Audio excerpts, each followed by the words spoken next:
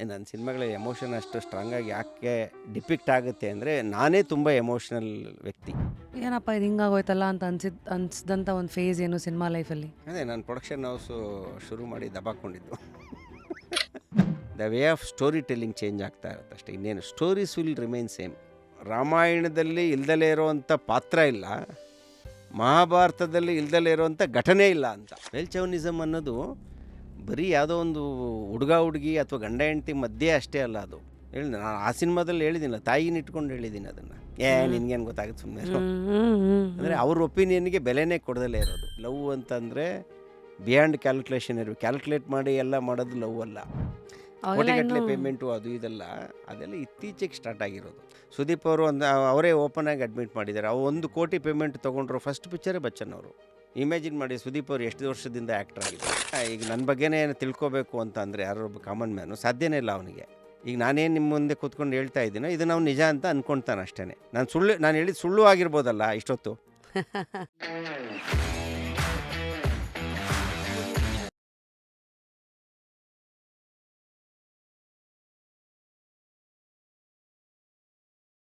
Sir, next ನಿಮ್ಮ ಸಿನಿಮಾಗಳು ನೋಡಿದ್ರೆ lot of love is happening there and ಈಗ ಆ್ಯಕ್ಷನ್ಗೆ ಬಂದಿದ್ದೀರಿ. ಸೊ ಈಗ ಲವ್ ಆ್ಯಕ್ಷನ್ನ ಬಿಟ್ವೀನ್? ಇಲ್ಲ, ನನಗೆ ಎರಡು ಈಕ್ವಲಿ ಇಷ್ಟ. ಬಟ್ ಲವ್ ಆ್ಯಕ್ಷನ್ನ, ಲವ್ ಆರ್ ಆ್ಯಕ್ಷನ್? ಅಲ್ಲ, ಹಂಗೆ ಹೇಳಿದ್ರೆ ಲವ್ ಅಂತಲೇ ಹೇಳಬೇಕು. Because I am a lovely man. ತುಂಬ ಲವ್ ಮಾಡಿದ್ದೀನಿ ಲೈಫಲ್ಲಿ. ತುಂಬ ಪ್ರೀತಿ ಸಿಕ್ಕಿದೆ ನನಗೆ. ನಾನು ತುಂಬ ಕೊಟ್ಟಿದ್ದೀನಿ, ನನಗೂ ತುಂಬ ಪ್ರೀತಿ ಸಿಕ್ಕಿದೆ. Basically I am A very emotional man.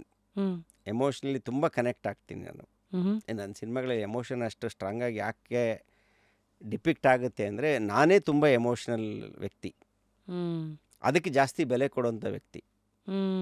ನನಗೆ ಸಂಬಂಧಗಳಿಗಿಂತ, ಮನುಷ್ಯರಿಗಿಂತ, ಸಂಬಂಧಗಳಿಗಿಂತ ದೊಡ್ಡದು ಯಾವುದೂ ಅನಿಸಲ್ಲ ನನಗೆ. ಪ್ರೀತಿಗಿಂತ, ಭಾವನೆ ತುಂಬಿರೋ ಅದಕ್ಕಿಂತ ಇದೆ ದುಡ್ಡು ಕಾಸು ಅದು ಇದು ಅವೆಲ್ಲ ಯಾವತ್ತೂ ಅದಕ್ಕೆ ಗೌರವ ಕೊಟ್ಟಿಲ್ಲ. ನಮ್ಮಲ್ಲೊಂದು ಇದಿದೆಯಲ್ಲ ಸರ್, ಈ ಕುಂಬಾರ ಮಡಕೆ ಮಾಡಬೇಕಾದಾಗ ಮಣ್ಣನ್ನು ಒದ್ದು ಅಥವಾ ತುಳಿದು ಹದ ಮಾಡೋದು ಒಂದಾದರೆ, ಅದಕ್ಕೆ ಕಾವು ಕೊಟ್ಟು ಕೊಟ್ಟಿರೋ ಶೇಪನ್ನು ಗಟ್ಟಿಯಾಗಿ ಮಾಡೋದೇ ಆ ಬಿಸಿ. ಹೌದು. ಸೊ ಹೀಗೆ ನಿಮ್ಮ ಜೀವನನ ಹಿಂದೆ ತಿರುಗಿ ನೋಡಿದ್ರೆ ಯಾರನ್ನ ಕುಂಬಾರ ಅಂತೀರಿ, ಯಾವುದನ್ನು ಬಿಸಿ ಅಂತೀರಿ? ಅಲ್ಲ, ಕುಂಬಾರ ನಮ್ಮ ಮಹೇಂದರ್ ಸಾರೇ ಒಂದು ಶೇಪ್ ಕೊಟ್ಟರು ನಮಗೆಲ್ಲ. ಆ ಬಿಸಿ ಕೊಟ್ಟಿದ್ದು ಹಂಸಲೇಖ ಅವರು. ವಾವ್. ಹೌದು. ಸೊ ಆವತ್ತಿನ ಗಟ್ಟಿಯಾಗಿ ಮಡಕೆ ಗಟ್ಟಿಯಾಗಿ ನಿಲ್ಲೋಕ್ಕೆ ಕಾರಣನೇ ಅವ್ರು ಕೊಟ್ಟಂಥ ಕಾವು. ಹೇಳ್ದಲ್ಲ, ನಾನು ಕ್ರಿಯೇಟಿವ್ ಆಗಿ ನಾನು ಏನಾದರೂ ಸ್ವಲ್ಪ ಮಾಡಿದ್ದೀನಿ ಅಂದರೆ ಅದು ಅವರಿಂದನೇ ಕಲ್ತಿರೋವಂಥದ್ದು, ಹಂಸಲೇಖ ಅವರಿಂದ. ನಿಮ್ಮ ಮತ್ತೆ ಹಂಸಲೇಖ ಸರ್ ಸಂಬಂಧ ಇವತ್ತವರೆಗೂ ಹೇಗಿದೆ? ಮತ್ತೆ ಗುರು ಶಿಷ್ಯರ ಸಂಬಂಧ ದಿನ ಟಚಲ್ಲಿ ಇರ್ತೀರಾ? ಅದೆಲ್ಲ ಹೇಗಿರುತ್ತೆ? ದಿನ ಟಚ್ಚು ಅದೆಲ್ಲ ಅದು ಹೇಳಿದ್ನಲ್ಲ ಇಲ್ಲಿ ಬಂದಾಗ. ಅವರು ಯಾವತ್ತಿಗೂ ಗುರುನೇ, ನಾವು ಯಾವತ್ತಿಗೂ ಶಿಷ್ಯರೇ. ಅವ್ರಿಗೆ ಸಿಕ್ಕಿದಾಗ ಮಾತಾಡ್ತೀವಿ, ಕ್ಲೋಸ್ ಆಗಿರ್ತೀವಿ. ಅವ್ರು ಏನಂತ ಕರೀತಾರೆ ನಿಮ್ಮನ್ನ, ನೀವು ಏನಂತ ಕರಿತೀರ ಅವ್ರನ್ನ? ಅವರು ನನ್ನ ಫುಲ್ ಪೆಟ್ ನೇಮ್ ಎಲ್ಲ ಕೊಟ್ಟಿರ್ಬೇಕು. ಕರೆಯೋದು. ಓ, ಶಶಾಂಕ್. ಕೇಳಿದ್ರೆ ಯಾವತ್ತಾರ ಅವ್ರನ್ನ, ಯಾಕೆ ಸರ್ ಶಶಾಂಕ್ ಅಂತ ಹೆಸರು ಕೊಟ್ರಿ ನನಗೆ ಅಂತ? ಕೊಟ್ಟಾಗಲೇ ಹೇಳ್ಬಿಟ್ರಲ್ಲ ಅವರು. ಯಾವಾಗಲೂ ನಗ್ತಾ ಇರ್ತೀಯ, ಒಳ್ಳೆ ಮೂನ್ ಥರ, ಫುಲ್ ಮೂನ್ ಥರ ಇದೆಯಾ, ಶಶಾಂಕ್ ಅಂತ ಇಟ್ಕೊ ಅಂತ ಅದನ್ನು ಹೇಳ್ಬಿಟ್ಟೆ ಹೆಸರು ಹೇಳಿದ್ದವರು. ಓಹೋ. ಅದನ್ನು ಯಾವಾಗಲೂ ನಗ್ತಾ ಇರ್ತೀನಲ್ಲ, ಈಗಲ್ಲ, ಮುಂಚೆಯಿಂದನೂ ಅಷ್ಟೇ. ಹಾಂ. ಸ್ಮೈಲು ಶೂಟ್ ಸೆಟ್ಟಲ್ಲಿ ಮಾತ್ರ ವ್ಯಾನಿಷ್ ಆಗುತ್ತೆ ಅಷ್ಟೇ ಸ್ಮೈಲು, ಡೈರೆಕ್ಷನ್ ಮಾಡುವಾಗ. ಅದು ಏನು ತುಂಬ ಪ್ರೆಷರ್ ಇದ್ದರೆ ಮಾತ್ರ. ಪ್ರೆಷರ್ ಇಲ್ಲ ಅಂತಂದರೆ ಅಲ್ಲೂ ನಗ್ತಾನೆ ಇರ್ತೀನಿ, ಕ್ಯಾಶುವಲ್ ಆಗೇ ಇರ್ತೀನಿ. ಸರಿ, ಸ್ಕ್ರಿಪ್ಟಾ ಸ್ಪಾಂಟ್ಯಾನಿಟಿನಾ? ನಾನು script. I believe in script. ಸಕ್ಸಸ್ಸಾ ಸ್ಯಾಟಿಸ್ಫ್ಯಾಕ್ಷನ್ನಾ? ಸ್ಯಾಟಿಸ್ಫ್ಯಾಕ್ಷನ್. ನಾನು ವರ್ಕ್ ಮಾಡೋದೇ ಅದಕ್ಕೆ. ಸಕ್ಸಸ್ ಏನು ಆಗುತ್ತೆ ಇಲ್ಲ ಅನ್ನೋದೆಲ್ಲ ಗ್ಯಾರಂಟಿ ಇರೋದಿಲ್ಲಲ್ಲ. ನಾವು have to work for our satisfaction ಅಷ್ಟೇ. ರಿಜೆಕ್ಷನ್ನಾ ರಿಫ್ಲೆಕ್ಷನ್ನಾ? ರಿಫ್ಲೆಕ್ಷನ್ನೇ. ಎಲ್ಲದರಲ್ಲೂ ಏನಾದರೂ ಒಂದು ತಿರುಳನ್ನು ತೊಗೊಂಡು ಅದನ್ನು ಮತ್ತೆ ಅದು ಬೆಳಕಂತಾನೆ ತಿರುಗಿಸ್ಕೊತೀರಿ ಯಾವತ್ತು? Every experience is A learning. ನಿಮ್ಮನ್ನು ಬಹಳ ಶಾಕ್ ಮಾಡಿದ ಅಥವಾ ಏನಪ್ಪ ಇದು ಹಿಂಗಾಗೋಯ್ತಲ್ಲ ಅಂತ ಅನ್ಸಿದಂಥ ಒಂದು ಫೇಸ್ ಏನು ಸಿನಿಮಾ ಲೈಫಲ್ಲಿ? ಅದೇ ನಾನು ಪ್ರೊಡಕ್ಷನ್ ಹೌಸು ಶುರು ಮಾಡಿ ದಬಾಕೊಂಡಿದ್ದು. ಮೊದಲನೇ ಪಿಕ್ಚರೇ, ನಾನು ಪ್ರೊಡ್ಯೂಸರ್ ಆಗಿ ಮಾಡಿದ ಮೊದಲನೇ ಪಿಕ್ಚರೇ. ಹಾಗೆ ನನ್ನ ನಿರೀಕ್ಷೆ ಮೀರಿ ಸೋತೋಯ್ತು. ಅದು ಶಾಕಿಂಗ್. ತಾಯಿಗೆ ತಕ್ಕ ಮಗ. ನಾನೇ ಪ್ರೊಡ್ಯೂಸರ್. ನನ್ನ ಕೆರಿಯರಲ್ಲಿ ಹೌಸ್ಫುಲ್ ಬೋರ್ಡು ನೋಡ್ದಲೇ ಇರೋ ಸಿನಿಮಾನೇ ಇರಲಿಲ್ಲ ನನ್ನ ಕೆರಿಯರಲ್ಲಿ. ರೈಟ್ ಫ್ರಮ್ ದ ಬಿಗಿನಿಂಗ್, ಸಿಕ್ಸರಿಂದ ಹಿಡಿದು ಎಲ್ಲ ಸಿನಿಮಾಗಳಲ್ಲೂ ಹೌಸ್ಫುಲ್ ಬೋರ್ಡ್ ನೋಡಿದ್ದೆ ನಾನು. ಫಸ್ಟ್ ಪಿಕ್ಚರ್ ನನ್ನ ಕೆರಿಯರಲ್ಲಿ ಒಂದೇ ಒಂದು not even single house full board ನೋಡ್ದಲೇ ಇರೋ ಪಿಕ್ಚರ್ ಅಂದರೆ ತಾಯಿಗೆ ತಕ್ಕ ಮಗ.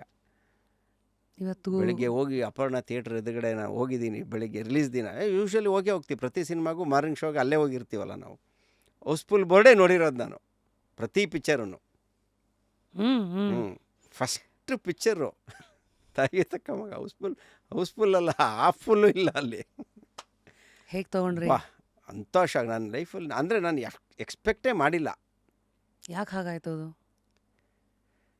ಅದೇ ಡೆಸ್ಟಿನಿ ಹಂಗಂತೀರಿ? ಬಿಕಾಸ್ ನಾ ಇದನ್ನು ಹೆಸರು ಹೇಳಲ್ಲ, ಇನ್ನೊಬ್ಬರು ನೀವೇ ಕೆಲಸ ಮಾಡಿರೋ ಪಾಪ್ಯುಲರ್ ನಟ ಮಾತಾಡಿದ್ದನ್ನು ನಾನು ಕೇಳಿದ್ದೆ. ಅಂದರೆ ನಮ್ಮ ಎಫರ್ಟ್ ಎಲ್ಲರೂ ಅದಕ್ಕೆ ಹಾಕಿರ್ತೀವಿ, ಸಕ್ಸಸ್ಗೆ ಅಂತಲೇ ಎಲ್ಲರೂ ಮಾಡೋದು. ಬಟ್ ಕೆಲವು ಸಿನಿಮಾಗಳು ನಮಗೆ ಗೊತ್ತಿಲ್ಲದಂಗೆ ಎಲ್ಲೋ ಕರ್ಕೊಂಡು ಹೋಗ್ಬಿಡುತ್ತೆ. ಕೆಲವುದು ಟೈಮ್ ಚೆನ್ನಾಗಿಲ್ಲ ಅಂದಾಗ ನೀವು ಏನೇ ಮಾಡಿ ಹೌದೌದು ಅಂತ. ಸೊ ಇದೆ. ಇದು ಎಸ್ಪೆಷಲಿ ಭಾರತೀಯ ಸಂಸ್ಕಾರದಲ್ಲಿ, ನಂಬಿಕೆಯಲ್ಲಿ ಆಸ್ಟ್ರಾಲಜಿನ ತುಂಬ ನಂಬೋ ಇದು. ಸೊ ಈ ಟೈಮಿಂಗು ಎಲ್ಲ ನೀವು ನಂಬ್ತೀರಾ? ಅಸ್ಟ್ರಾಲಜಿ ಅದು ಇದು ಅದರಲ್ಲೆಲ್ಲ ನನಗೆ ನಂಬಿಕೆ ಇಲ್ಲ. ಬಟ್ ಏನೋ ಒಂದು ಟೈಮ್ ಅನ್ನೋದು ಒಂದು ಇದೆ ಅನ್ನೋದಂತೂ ನಿಜ. ಒಳ್ಳೆ time, bad time, good time ಅನ್ನೋದು ಇದೆ. ಒಂದು ಫ್ರೇಸ್ ಇರುತ್ತೆ ಎಲ್ಲ ಮನುಷ್ಯನಿಗೂ, ಅದೊಂದು ಇರುತ್ತೆ. ಸಮ್ಟೈಮ್ಸ್ ನಾವು ಏನು ಮಾಡಿದ್ರೂ ವರ್ಕ್ ಆಗ್ತಾ ಇರುತ್ತೆ, ಸಮ್ಟೈಮ್ಸು ಏನು ಮಾಡಿದ್ರೂ ವರ್ಕ್ ಆಗಲ್ಲ. ಹಂಗಂತ ಎಫರ್ಟ್ ಸೇಮೇ ಇರುತ್ತೆ ಅಲ್ವಾ? ಅದು ಆ ಟೈಮು ಅದು ಇದು ಅಂತ ಏನೋ ಗೊತ್ತಿಲ್ಲ. ಸೊ ಇವಾಗ ನಿಮ್ದು ಯಾವ ಟೈಮ್ ಸರ್? ಈಗಂತೂ ಚೆನ್ನಾಗಿ ನಡೀತಾ ಇದೆ ಟೈಮು. ಹಾಂ, ಎಲ್ಲಿವರೆಗೂ ನಮ್ಗೆ ಸಕ್ಸಸ್ ಇರುತ್ತೋ ಅಲ್ಲಿ ತನಕ ನಮ್ಮ ಟೈಮ್ ಚೆನ್ನಾಗಿದೆ ಅಂತ ಅರ್ಥ. ಈಗ ನನ್ನ ತಾಯಿಗೆ ತಕ್ಕ ಮಗ ಹಂಗಾದಾಗ ನನ್ನ ಟೈಮ್ ಚೆನ್ನಾಗಿಲ್ಲ ಅಂತಲೇ ಅಂದ್ಕೊಂಡಿದ್ದೆ ಅಷ್ಟೇ. ಈ ಎಫರ್ಟಲ್ಲಿ ಏನು ಡಿಫ್ರೆನ್ಸೇ ಇರಲಿಲ್ವಲ್ಲ. ನಾನು ಎಲ್ಲ ಪಿಕ್ಚರ್ಗೂ ಎಷ್ಟು ಎಫರ್ಟ್ ಹಾಕಿದ್ನೋ ಆ ಸಿನಿಮಾಗೂ ಅಷ್ಟೇ ಎಫರ್ಟ್ ಹಾಕಿದ್ದೆ. ಅದು ನಿಮಗೆ ಕಲಿಸಿದ ಪಾಠ ಏನು? ಪಾಠ ಅಂದರೆ ಕ್ರಿಯೇಟಿವ್ ಆಸ್ಪೆಕ್ಟ್ಸಲ್ಲಿ ನಾನು ಬದಲಾಯಿಸ್ಕೋಬೇಕು ಅನ್ನೋದು ಗೊತ್ತಾಯಿತು. ಅಂದರೆ ಆ್ಯಸ್ ಎ ಡೈರೆಕ್ಟರ್ ಆಗಿ ನಾನು ಇನ್ನೂ ಬೇರೆ ಥರದ್ರಲ್ಲಿ ಎವಾಲ್ವ್ ಆಗೋದಕ್ಕೆ. ಅಂದರೆ ನಾನು ಯೋಚನೆ ಮಾಡ್ತಾ ಇದ್ದ ರೀತಿ, ಇಷ್ಟು ದಿವಸ ನಾನು ಯೋಚನೆ ಮಾಡ್ತಾ ಇದ್ನೋ ಅದು ಈಗ ವರ್ಕ್ ಆಗ್ತಾ ಇಲ್ಲ, ಇನ್ನು ಮೇಲೆ ವರ್ಕ್ ಆಗಲ್ಲ. ಹೇಗೆ ಯೋಚನೆ ಮಾಡ್ತಾ ಇದ್ರಿ ಮೊದಲು? ಅಲ್ಲಲ್ಲ, ಹಿಂದೆ ಯೋಚನೆ ಮಾಡ್ತಾ ಇದ್ದ ರೀತಿ. ಅಲ್ಲಿವರೆಗೂ ನಾನು ಏನು ಸಿನಿಮಾಗಳು ಮಾಡ್ಕೊಂಡು ಬಂದಿದ್ದೆ, ಕಥೆ ಅಂದರೆ ಹಿಂಗೆ ಮಾಡಬೇಕು, ಪ್ರೆಸೆಂಟೇಷನ್ ಹಿಂಗೆ ಮಾಡಬೇಕು ಅನ್ನೋದಿದೆಯಲ್ಲ, ಅದು ಇವಾಗ ಬದಲಾವಣೆ ಮಾಡ್ಕೋಬೇಕಾದಂಥ ಟೈಮು, ಟ್ರಾನ್ಸ್ಫಾರ್ಮೇಷನ್ ಪೀರಿಯಡ್ ಅನ್ನೋದು ಅರ್ಥ ಆಯ್ತು ನನಗೆ. ಅಂದರೆ ಆ್ಯಸ್ ಎ ಡೈರೆಕ್ಟ್ರಾಗಿ ನಾನು ನೋಡೋ ರೀತಿನ ನಾನು ಬದಲಾಯಿಸ್ಕೋಬೇಕು. What changed after that sir? ಅಲ್ಲ, ಅದಾದಮೇಲೆ ಮತ್ತೆ ಅಗೇನ್ ಅಲ್ಲಿಂದ ಸ್ಟಾರ್ಟೆಡ್ ಇನ್ವೆಂಟಿಂಗ್ ಮೈಸೆಲ್ಫ್. ಅಂದರೆ ಇದುವರೆಗೂ ನಾವು ಒಂದು ಕಲಿಕೆ ಒಂದು ಭಾಗ ಆದರೆ, ಲರ್ನಿಂಗ್ ಒಂದು ಚಾಪ್ಟರ್ ಆದರೆ, ಅನ್ಲರ್ನಿಂಗ್ ಅಂತ ಒಂದು ಚಾಪ್ಟರ್ ಕೂಡ ಬರುತ್ತೆ. ಅಂದರೆ ನೀವು ಒಂದೇ ಕೆಲಸನ ತುಂಬ ವರ್ಷಗಳ ಮಾಡ್ತಾ ಹೋದಾಗ, ಈಗ ನೀವು ಆ್ಯಂಕರಿಂಗ್ ಮಾಡ್ತೀರಾ ಅಂತ ಅಂದ್ಕೊಳ್ಳಿ. ಒಂದು 5 ವರ್ಷ ಆ್ಯಂಕರಿಂಗ್ ಮಾಡಿದ ಮೇಲೆ 6ನೇ ವರ್ಷದಷ್ಟೊತ್ತಿಗೆ ಜಗತ್ತಿನಲ್ಲಿ ಏನೇನೋ ಬದಲಾವಣೆಗಳಾಗಿರುತ್ತೆ ಅಲ್ವಾ? ಈ ಸ್ಟೈಲ್ ಚೇಂಜ್ ಆಗಬೇಕಿರುತ್ತೆ.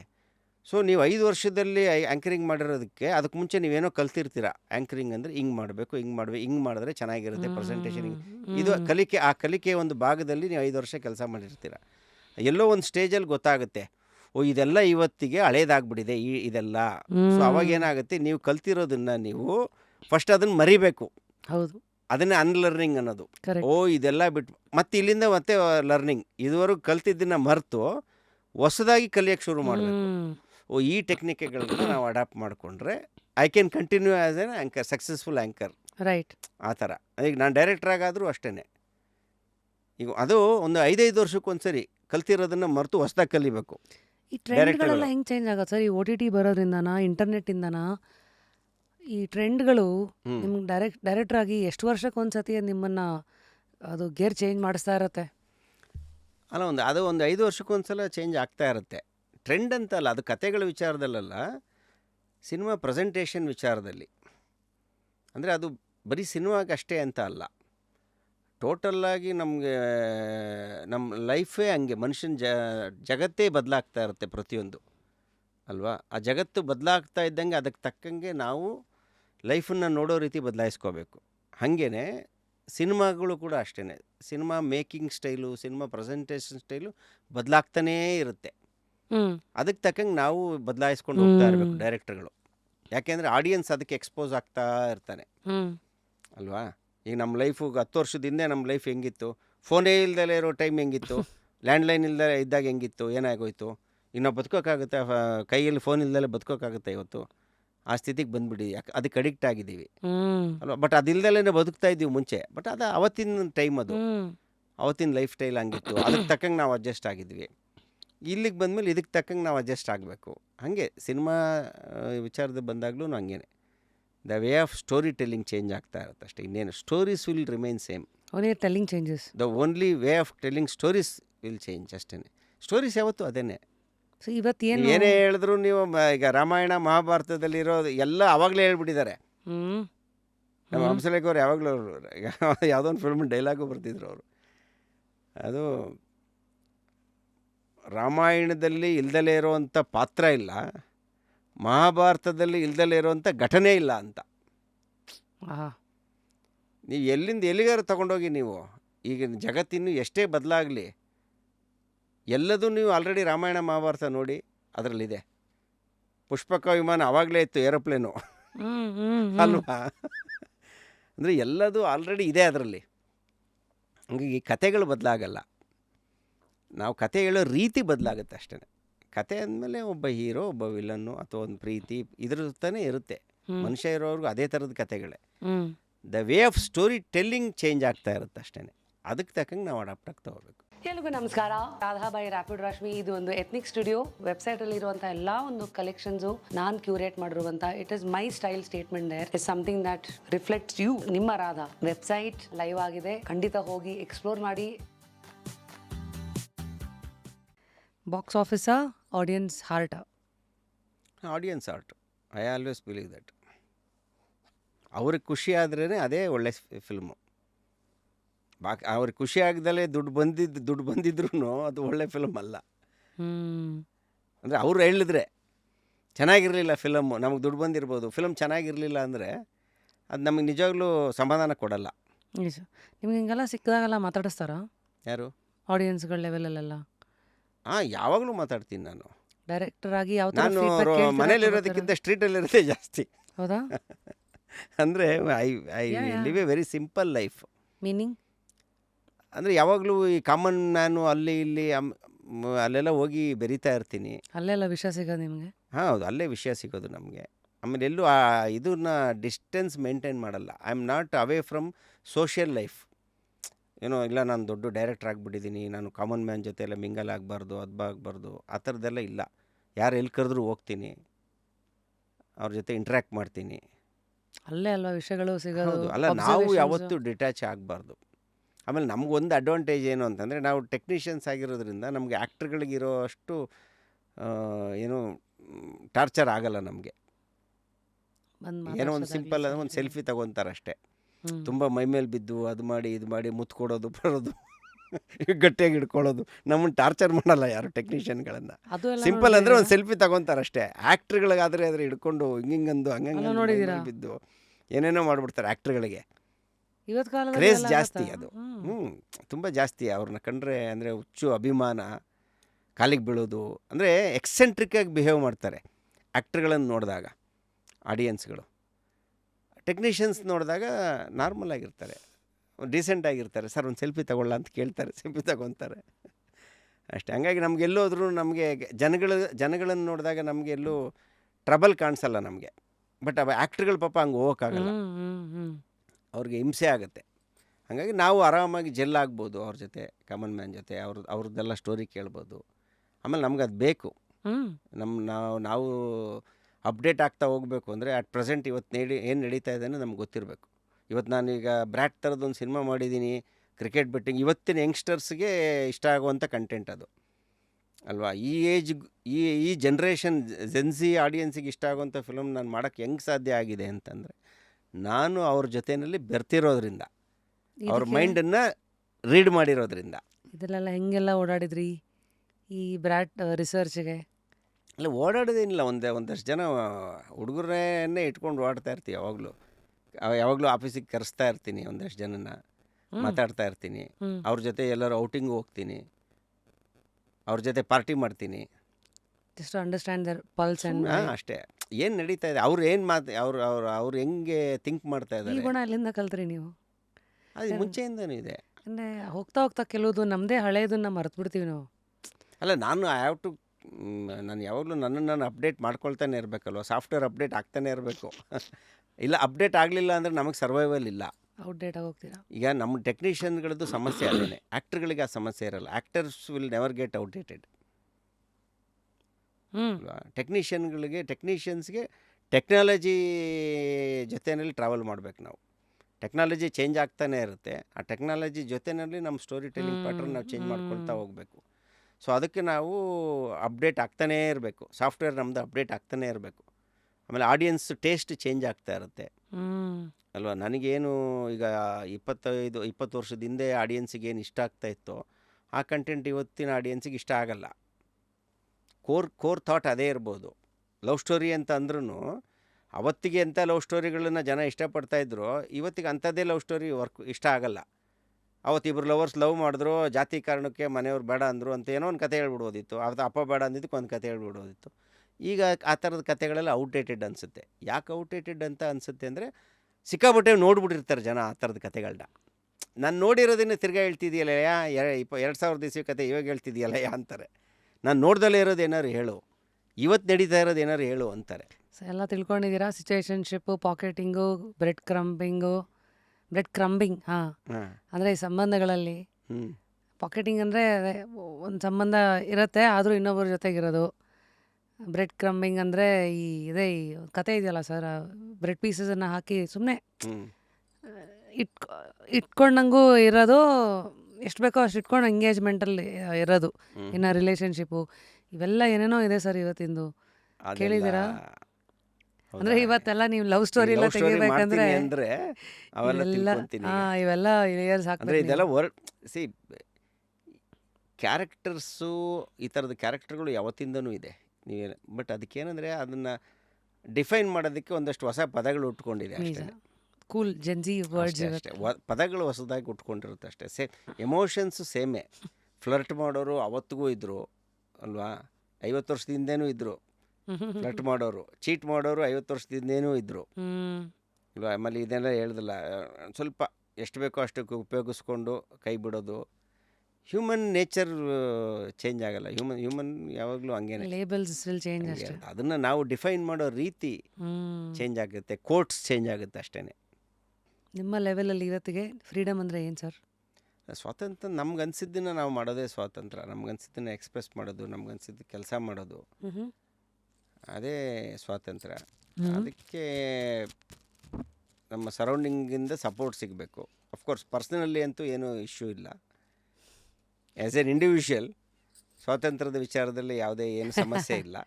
ಅದೇ ಆ್ಯಸ್ ಎ ಫಿಲ್ಮ್ ಮೇಕರು ಕೆಲವೊಮ್ಮೆ ಕಂಪ್ಲೀಟಾಗಿ ನಾವು ಸಿಗಲ್ಲ. ಕೆಲವೊಮ್ಮೆ ನಮಗೆ ಕೆಲವೊಮ್ಮೆ ಬೇಡ ಈ ಥರದ್ದು ಅಂತ ಅನ್ನಿಸ್ತಾ ಇರುತ್ತೆ.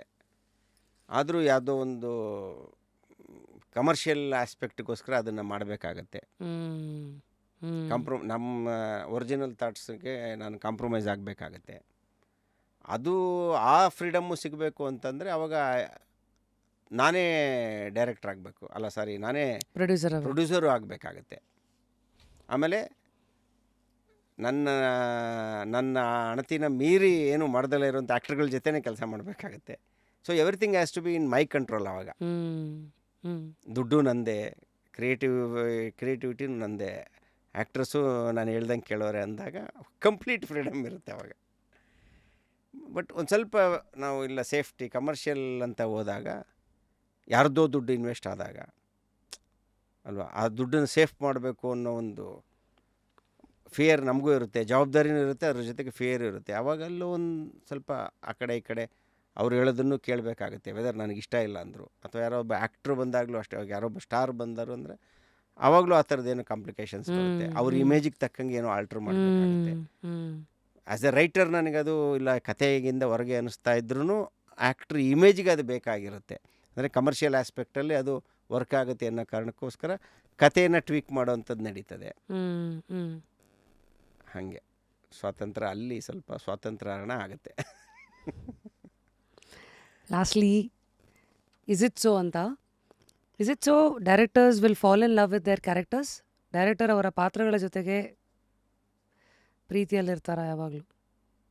ಅಂದರೆ ಅದು ಇಲ್ಲ ಅಂದರೆ ಅದನ್ನು ಎಫೆಕ್ಟಿವ್ ಆಗಿ ಸ್ಕ್ರೀನ್ ಮೇಲೆ ತರೋಕ್ಕಾಗೋದೇ ಇಲ್ಲ.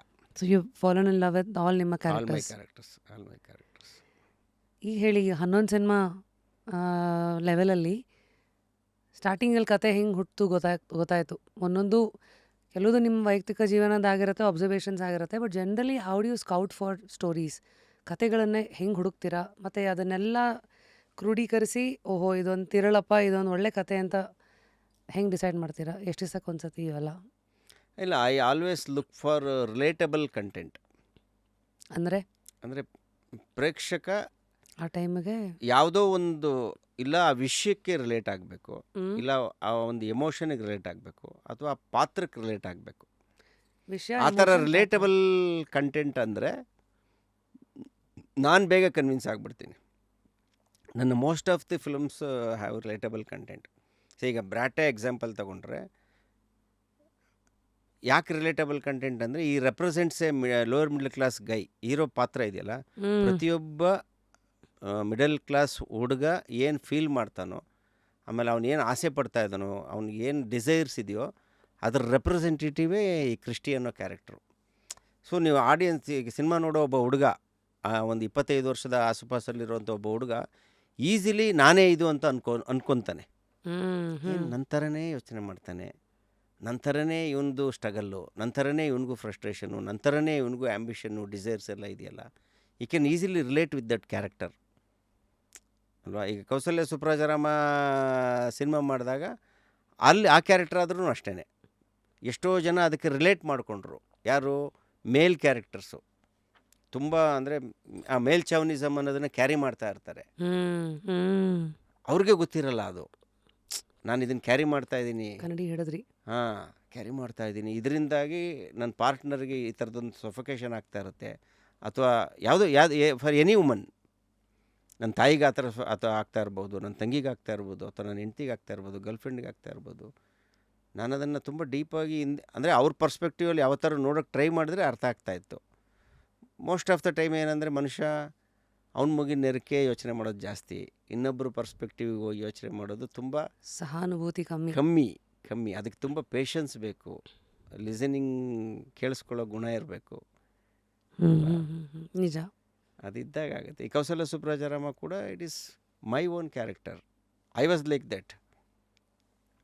ಫಸ್ಟ್ ಹಾಫ್ ಸೆಕೆಂಡ್ ಹಾಫು ನನ್ನ ಲೈಫಲ್ಲೇ ಆಗ್ಬಿಟ್ಟಿದೆ ಅದು. ಐ ವಾಸ್ ಲೈಕ್ ಈಗ ಫಸ್ಟ್ ಹಾಫಲ್ಲಿ ಹೆಂಗೆ ಆ ಮೇಲ್ ಚೌನಿಸಮ್ಮು ಅದನ್ನೆಲ್ಲ ಅವ್ನು ಹೆಂಗೆ ಕ್ಯಾರಿ ಮಾಡ್ತಾಯಿದ್ನೋ ಕೃಷ್ಣ ಕೌಸಲ್ಯ ಸುಪ್ರಾಜರಾಮದಲ್ಲಿ, ಒಂದು ಪೀರಿಯಡ್ ಆಫ್ ಟೈಮಲ್ಲಿ ನಾನು ಹಂಗಿದ್ದೆ, ಒಬ್ಬ ಗಂಡಸಾಗಿ. ಅದು ಯಾಕೆ ಅಂತಂದರೆ ನಾನು ಬೆಳ್ಕೊಂಬಂದಿರೋ ಎನ್ವೈರ್ನಮೆಂಟು ಅದೆಲ್ಲ ಹಂಗಿತ್ತು. ಅದರಿಂದಾಗಿ ನನಗೆ ಅದು ಮೈಂಡ್ ಪ್ರಾಕ್ಟೀಸ್ ಆಗಿತ್ತು. Over the period of time ನನಗೆ ಮೆಚುರಿಟಿ ಬರ್ತಾ ನನ್ನನ್ನು ನಾನು ರೀಇನ್ವೆಂಟ್ ಮಾಡ್ಕೊಳ್ತಾ ಆಮೇಲೆ ನನಗೆ ನಾನು ಓದೋ ಪುಸ್ತಕಗಳು ಅವೆಲ್ಲ ನೋಡ್ತಾ ಬೇರೆಯವರು ಓಕೆ ಅದರ್ ಸೈಡ್ ಪರ್ಸ್ಪೆಕ್ಟಿವ್ ಏನಂತ ಅರ್ಥ ಆಗಿ ಶುರು ಆದಮೇಲೆ ನನ್ನ ಈ ಬಿಹೇವಿಯರಿಂದ ಹಿಂಗೆಲ್ಲ ಫೀಲ್ ಆಗಿರಬಹುದು ಅರ್ಥ ಆಗ್ತಾ ಹೋಗುತ್ತೆ. ಆವಾಗ ಅಲ್ಲಿಂದ ನಾನು ಚೇಂಜ್ ಮಾಡ್ಕೊಂಡಿದ್ದೀನಿ ಅದನ್ನು. ಸೊ ಅದನ್ನೇ ಕಥೆಯಾಗಿ ಮಾಡಿದೆ ನಾನು ಅಷ್ಟೇ. ನನ್ನದೇ ಕ್ಯಾರೆಕ್ಟರ್ ಅದನ್ನು.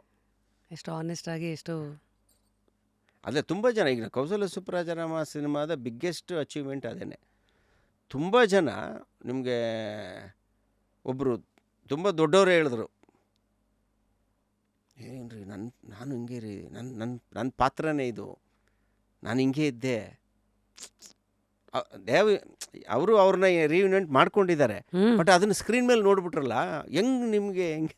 ಇಲ್ಲ ಸರ್, ನಾನು ಹಂಗೆ ಇದ್ದೆ ನಾನು ಹಂಗೆ ಇದ್ದೆ, ಅದಕ್ಕೆ ಅದನ್ನು ಸಿನಿಮಾ ಮಾಡಿದ್ದೀನಿ ಅಷ್ಟೇ, ಯಾರೋ ಹ್ಮ್ ಇನ್ನೊಬ್ರು ನೋಡಿ ಏನಲ್ಲ. ಹ್ಮ್ ಅಂದರೆ ಅವರು ಅದನ್ನು ರಿಲೇಟ್ ಮಾಡಿಕೊಂಡು, ತುಂಬ ಜನ ರಿಲೇಟ್ ಮಾಡಿಕೊಂಡು ಅವ್ರನ್ನ ಚೇಂಜ್ ಮಾಡ್ಕೊಂಡಿದ್ದಾರೆ. ಅದನ್ನು ವೆಲ್ಚೌನಿಸಮ್ ಅನ್ನೋದು ಬರೀ ಯಾವುದೋ ಒಂದು ಹುಡುಗ ಹುಡುಗಿ ಅಥವಾ ಗಂಡ ಹೆಂಡತಿ ಮಧ್ಯೆ ಅಷ್ಟೇ ಅಲ್ಲ. ಅದು ನಾನು ಆ ಸಿನಿಮಾದಲ್ಲಿ ಹೇಳಿದ್ದೀನಲ್ಲ, ತಾಯಿನ ಇಟ್ಕೊಂಡು ಹೇಳಿದ್ದೀನಿ ಅದನ್ನು. ತಾಯಿನೇ ಹಂಗೆ ಟ್ರೀಟ್ ಮಾಡ್ತಾ ಇರ್ತಾನೆ ಅವನು. ಹ್ಮ್ ನಿನ್ಗೇನು ಗೊತ್ತಾಗುತ್ತೆ ಸುಮ್ಮನೆ. ಹ್ಮ್ ಹ್ಮ್ ಹ್ಮ್ ಅಂದರೆ ಅವ್ರ ಒಪಿನಿಯನ್ಗೆ ಬೆಲೆನೇ ಕೊಡದಲ್ಲೇ ಇರೋದು, ಹೆಣ್ಣಿನ ಒಪಿನಿಯನ್ಗೆ ಬೆಲೆನೇ ಕೊಡದಲ್ಲೇ ನಾನು ಹೇಳಿದ್ದೆ ಸರಿ, ಗಂಡಸು ಹೇಳಿದ್ದೆ ಕರೆಕ್ಟ್ ಅನ್ನೋದು, ದಟ್ ಈಸ್ ಕಾಲ್ಡ್ ಮೇಲ್ ಚೌನಿಸಮ್ ಹ್ಮ್ ಹ್ಮ್ ಹ್ಮ್ ಅಲ್ವಾ? ಆ ಥರ ಬ್ರಿಲಿಯಂಟ್. ಅಂದರೆ ನಮ್ಮ ಸೊಸೈಟಿನಲ್ಲಿ ತುಂಬ ಜಾಸ್ತಿ ಅದು.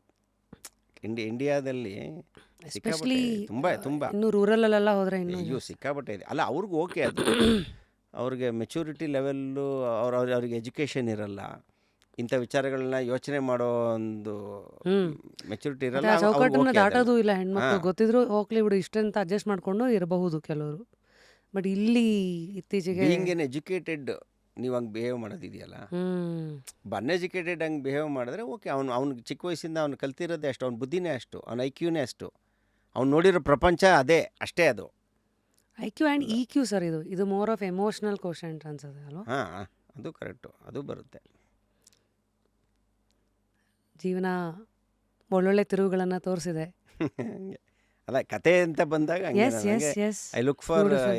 ಏನು ರಿಲೇಟಬಲ್ ಕಂಟೆಂಟ್ ಅಂತ ಬಂದಾಗ ಇಂಥದ್ದೇ ಹುಡುಕ್ತಾ ಇರ್ತೀನಿ. ಈ ಕ್ರಿಕೆಟ್ ಬೆಟ್ಟಿಂಗ್ದು ಹಂಗೆ ಬಂದಿದ್ದು ಅಲ್ವಾ, ಕೃಷ್ಣನ್ ಲವ್ ಸ್ಟೋರಿ ಸಿನಿಮಾ ಹಂಗೆ ಬಂದಿರೋದು, ಮಗನ ಮನಸ್ಸು ಸಿನಿಮಾ ಹಂಗೆ ಬಂದಿರೋದು. ನಾನು ಫಿಕ್ಷನಲ್ ಕತೆ ಅಂತ ಮಾಡಿರೋದು ತುಂಬ ಕೆಲವು ಅಷ್ಟೇ. ಲೈಕ್ ಜರಾಸಂಧ, ಬಚ್ಚನ್ನು, ಕೃಷ್ಣಲೀಲಾ, ಅವೆಲ್ಲ ರಿಯಲ್ ಲೈಫಲ್ಲಿ ನಡೆದಂಥ ಘಟನೆ. ಅಂದರೆ ಕೃಷ್ಣಲೀಲಾ ಯಾರ್ದೋ ಲೈಫಲ್ಲಿ ನಡೆದಿದ್ದ ಘಟನೆನೇ, ರಿಯಲ್ ಸ್ಟೋರಿನೇ ಅದು. ಬಚ್ಚನ್ ಮಾತ್ರ ಫಿಕ್ಷನಲ್ ಕತೆ ಅಷ್ಟೇ, Bachchan Jarasandha. Wake up to fresh ideas. Repose.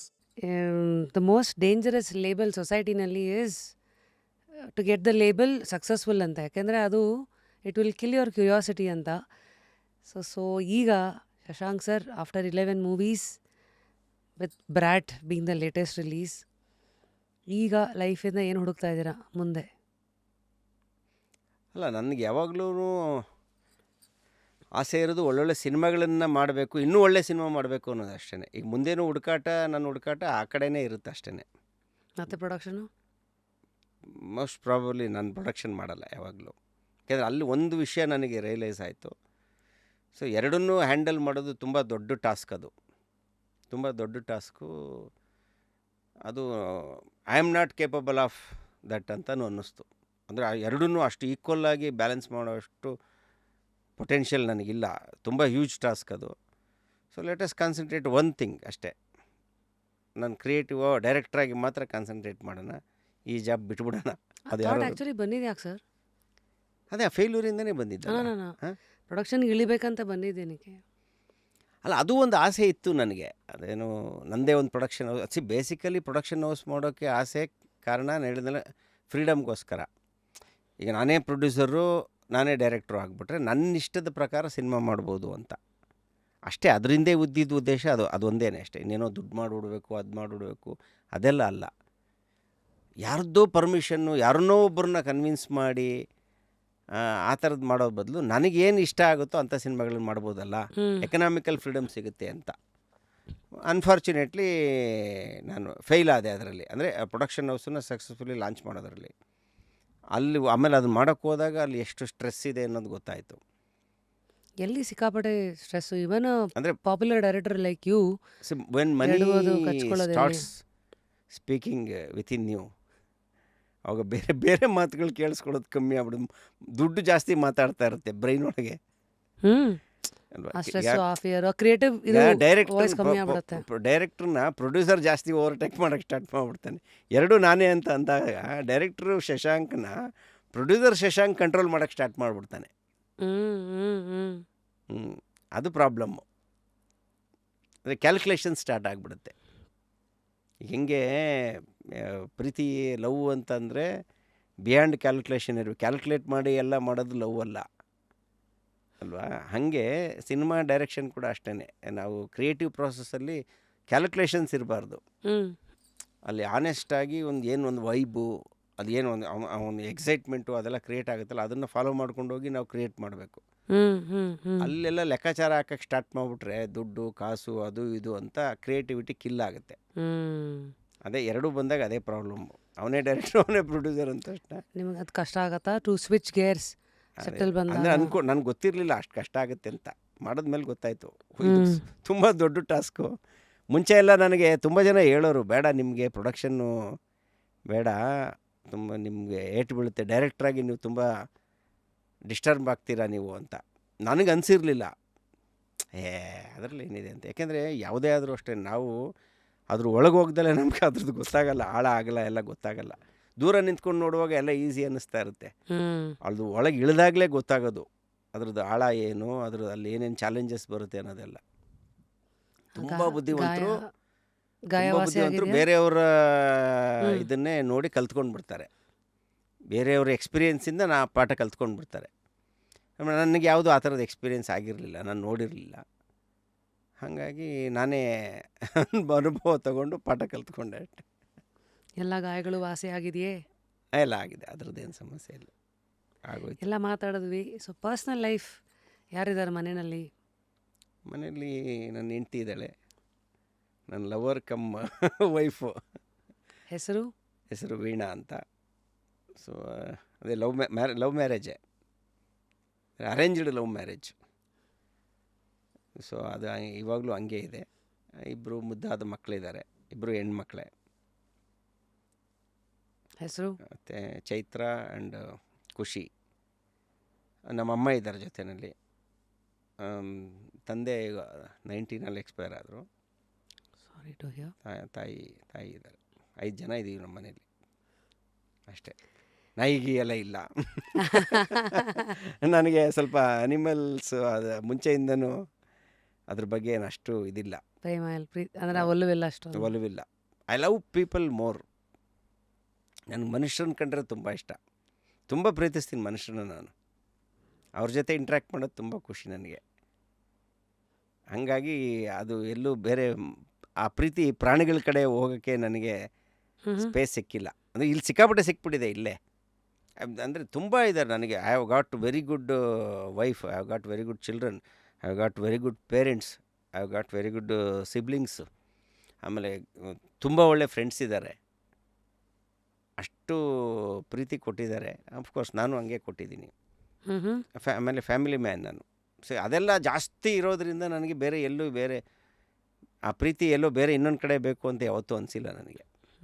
ನಾನು ಯಾವುದೇ ವಸ್ತುಗಳನ್ನು ಪ್ರೀತಿಸಲ್ಲ, ಯಾವುದೇ ಪ್ರಾಣಿಗಳನ್ನು ಪ್ರೀತಿಸಲ್ಲ. ಅಂದರೆ ಯಾವುದು ಐಷಾರಾಮಿ. ಕೆಲವರೆಲ್ಲ ಹೇಳ್ತಾರಲ್ಲ, ಬೈಕ್ ಅಂದರೆ ಅದೇ ಅವನು ಬೈಕ್, ಅಯ್ಯೋ ಒಂದು ಚಿಕ್ಕ ಸ್ಕ್ರ್ಯಾಚ್ ಆದರೆ ಅವನಿಗೆ ಬೇಜಾರಾಗ್ಬಿಡುತ್ತೆ, ಅಥವಾ ಒಂದು ಕಾರ್ ಅಂದರೆ ಅಷ್ಟೊಂದು ಯಾರನ್ನ ಬೇಕಾದ್ರೆ ಬಿಟ್ಬಿಡ್ತೀನಿ, ನಾನು ಕಾರ್ ಬಿಡಲ್ಲ ಅನ್ನೋದು.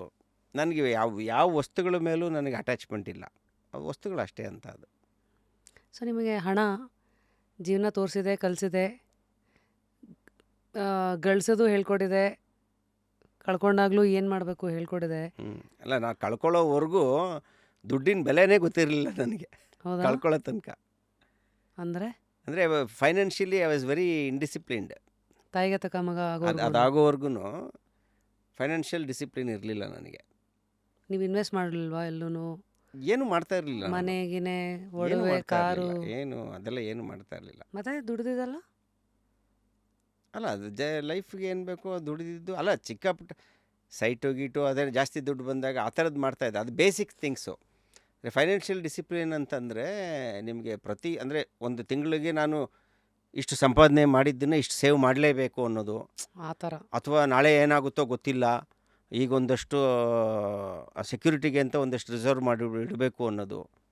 ಆಮೇಲೆ ನನ್ನ ಪ್ರೊಫೆಷನ್ ವಿಚಾರದಲ್ಲಿ ಹೋದಾಗ ತುಂಬ ಶ್ರೂಡ್ ಆಗಿರೋದು.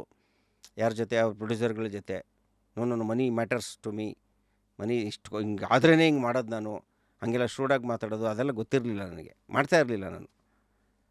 ಅದೇನೇ ಹೇಳಿದ್ದು, ಫೈನಾನ್ಷಿಯಲ್ ಡಿಸಿಪ್ಲಿನ್ ಅಂದರೆ ಈಸಿ. ಹೌದಾ, ಓಕೆ ಸರ್ ಅಂದ್ಬಿಡ್ತಾ ಇದ್ದೆ, ನೋ ಪ್ರಾಬ್ಲಮ್ ಅಂತಲೂ ಅಂದ್ಬಿಡ್ತಾ ಇದ್ದೆ ಎಷ್ಟೋ ಸರಿ.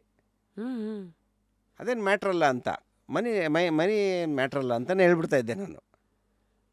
ಸೊ ಮನಿ ವಾಸ್ ಹಂಗೆ. ನೆವರ್ ಯುವರ್ ಡ್ರೈವಿಂಗ್ ಹಾಂ, ಫೋರ್ಸ್. ಅದು ಯಾವತ್ತೂ ಇರಲಿಲ್ಲ. ಅದು ಮುಂಚೆಯಿಂದನೂ ಇರಲಿಲ್ಲ ನನಗೆ. ಅಲ್ಲ, ಸರಿ. ಅಫ್ಕೋರ್ಸ್ ಇವತ್ತಿಗೂ ಇಲ್ಲ ನನಗೆ.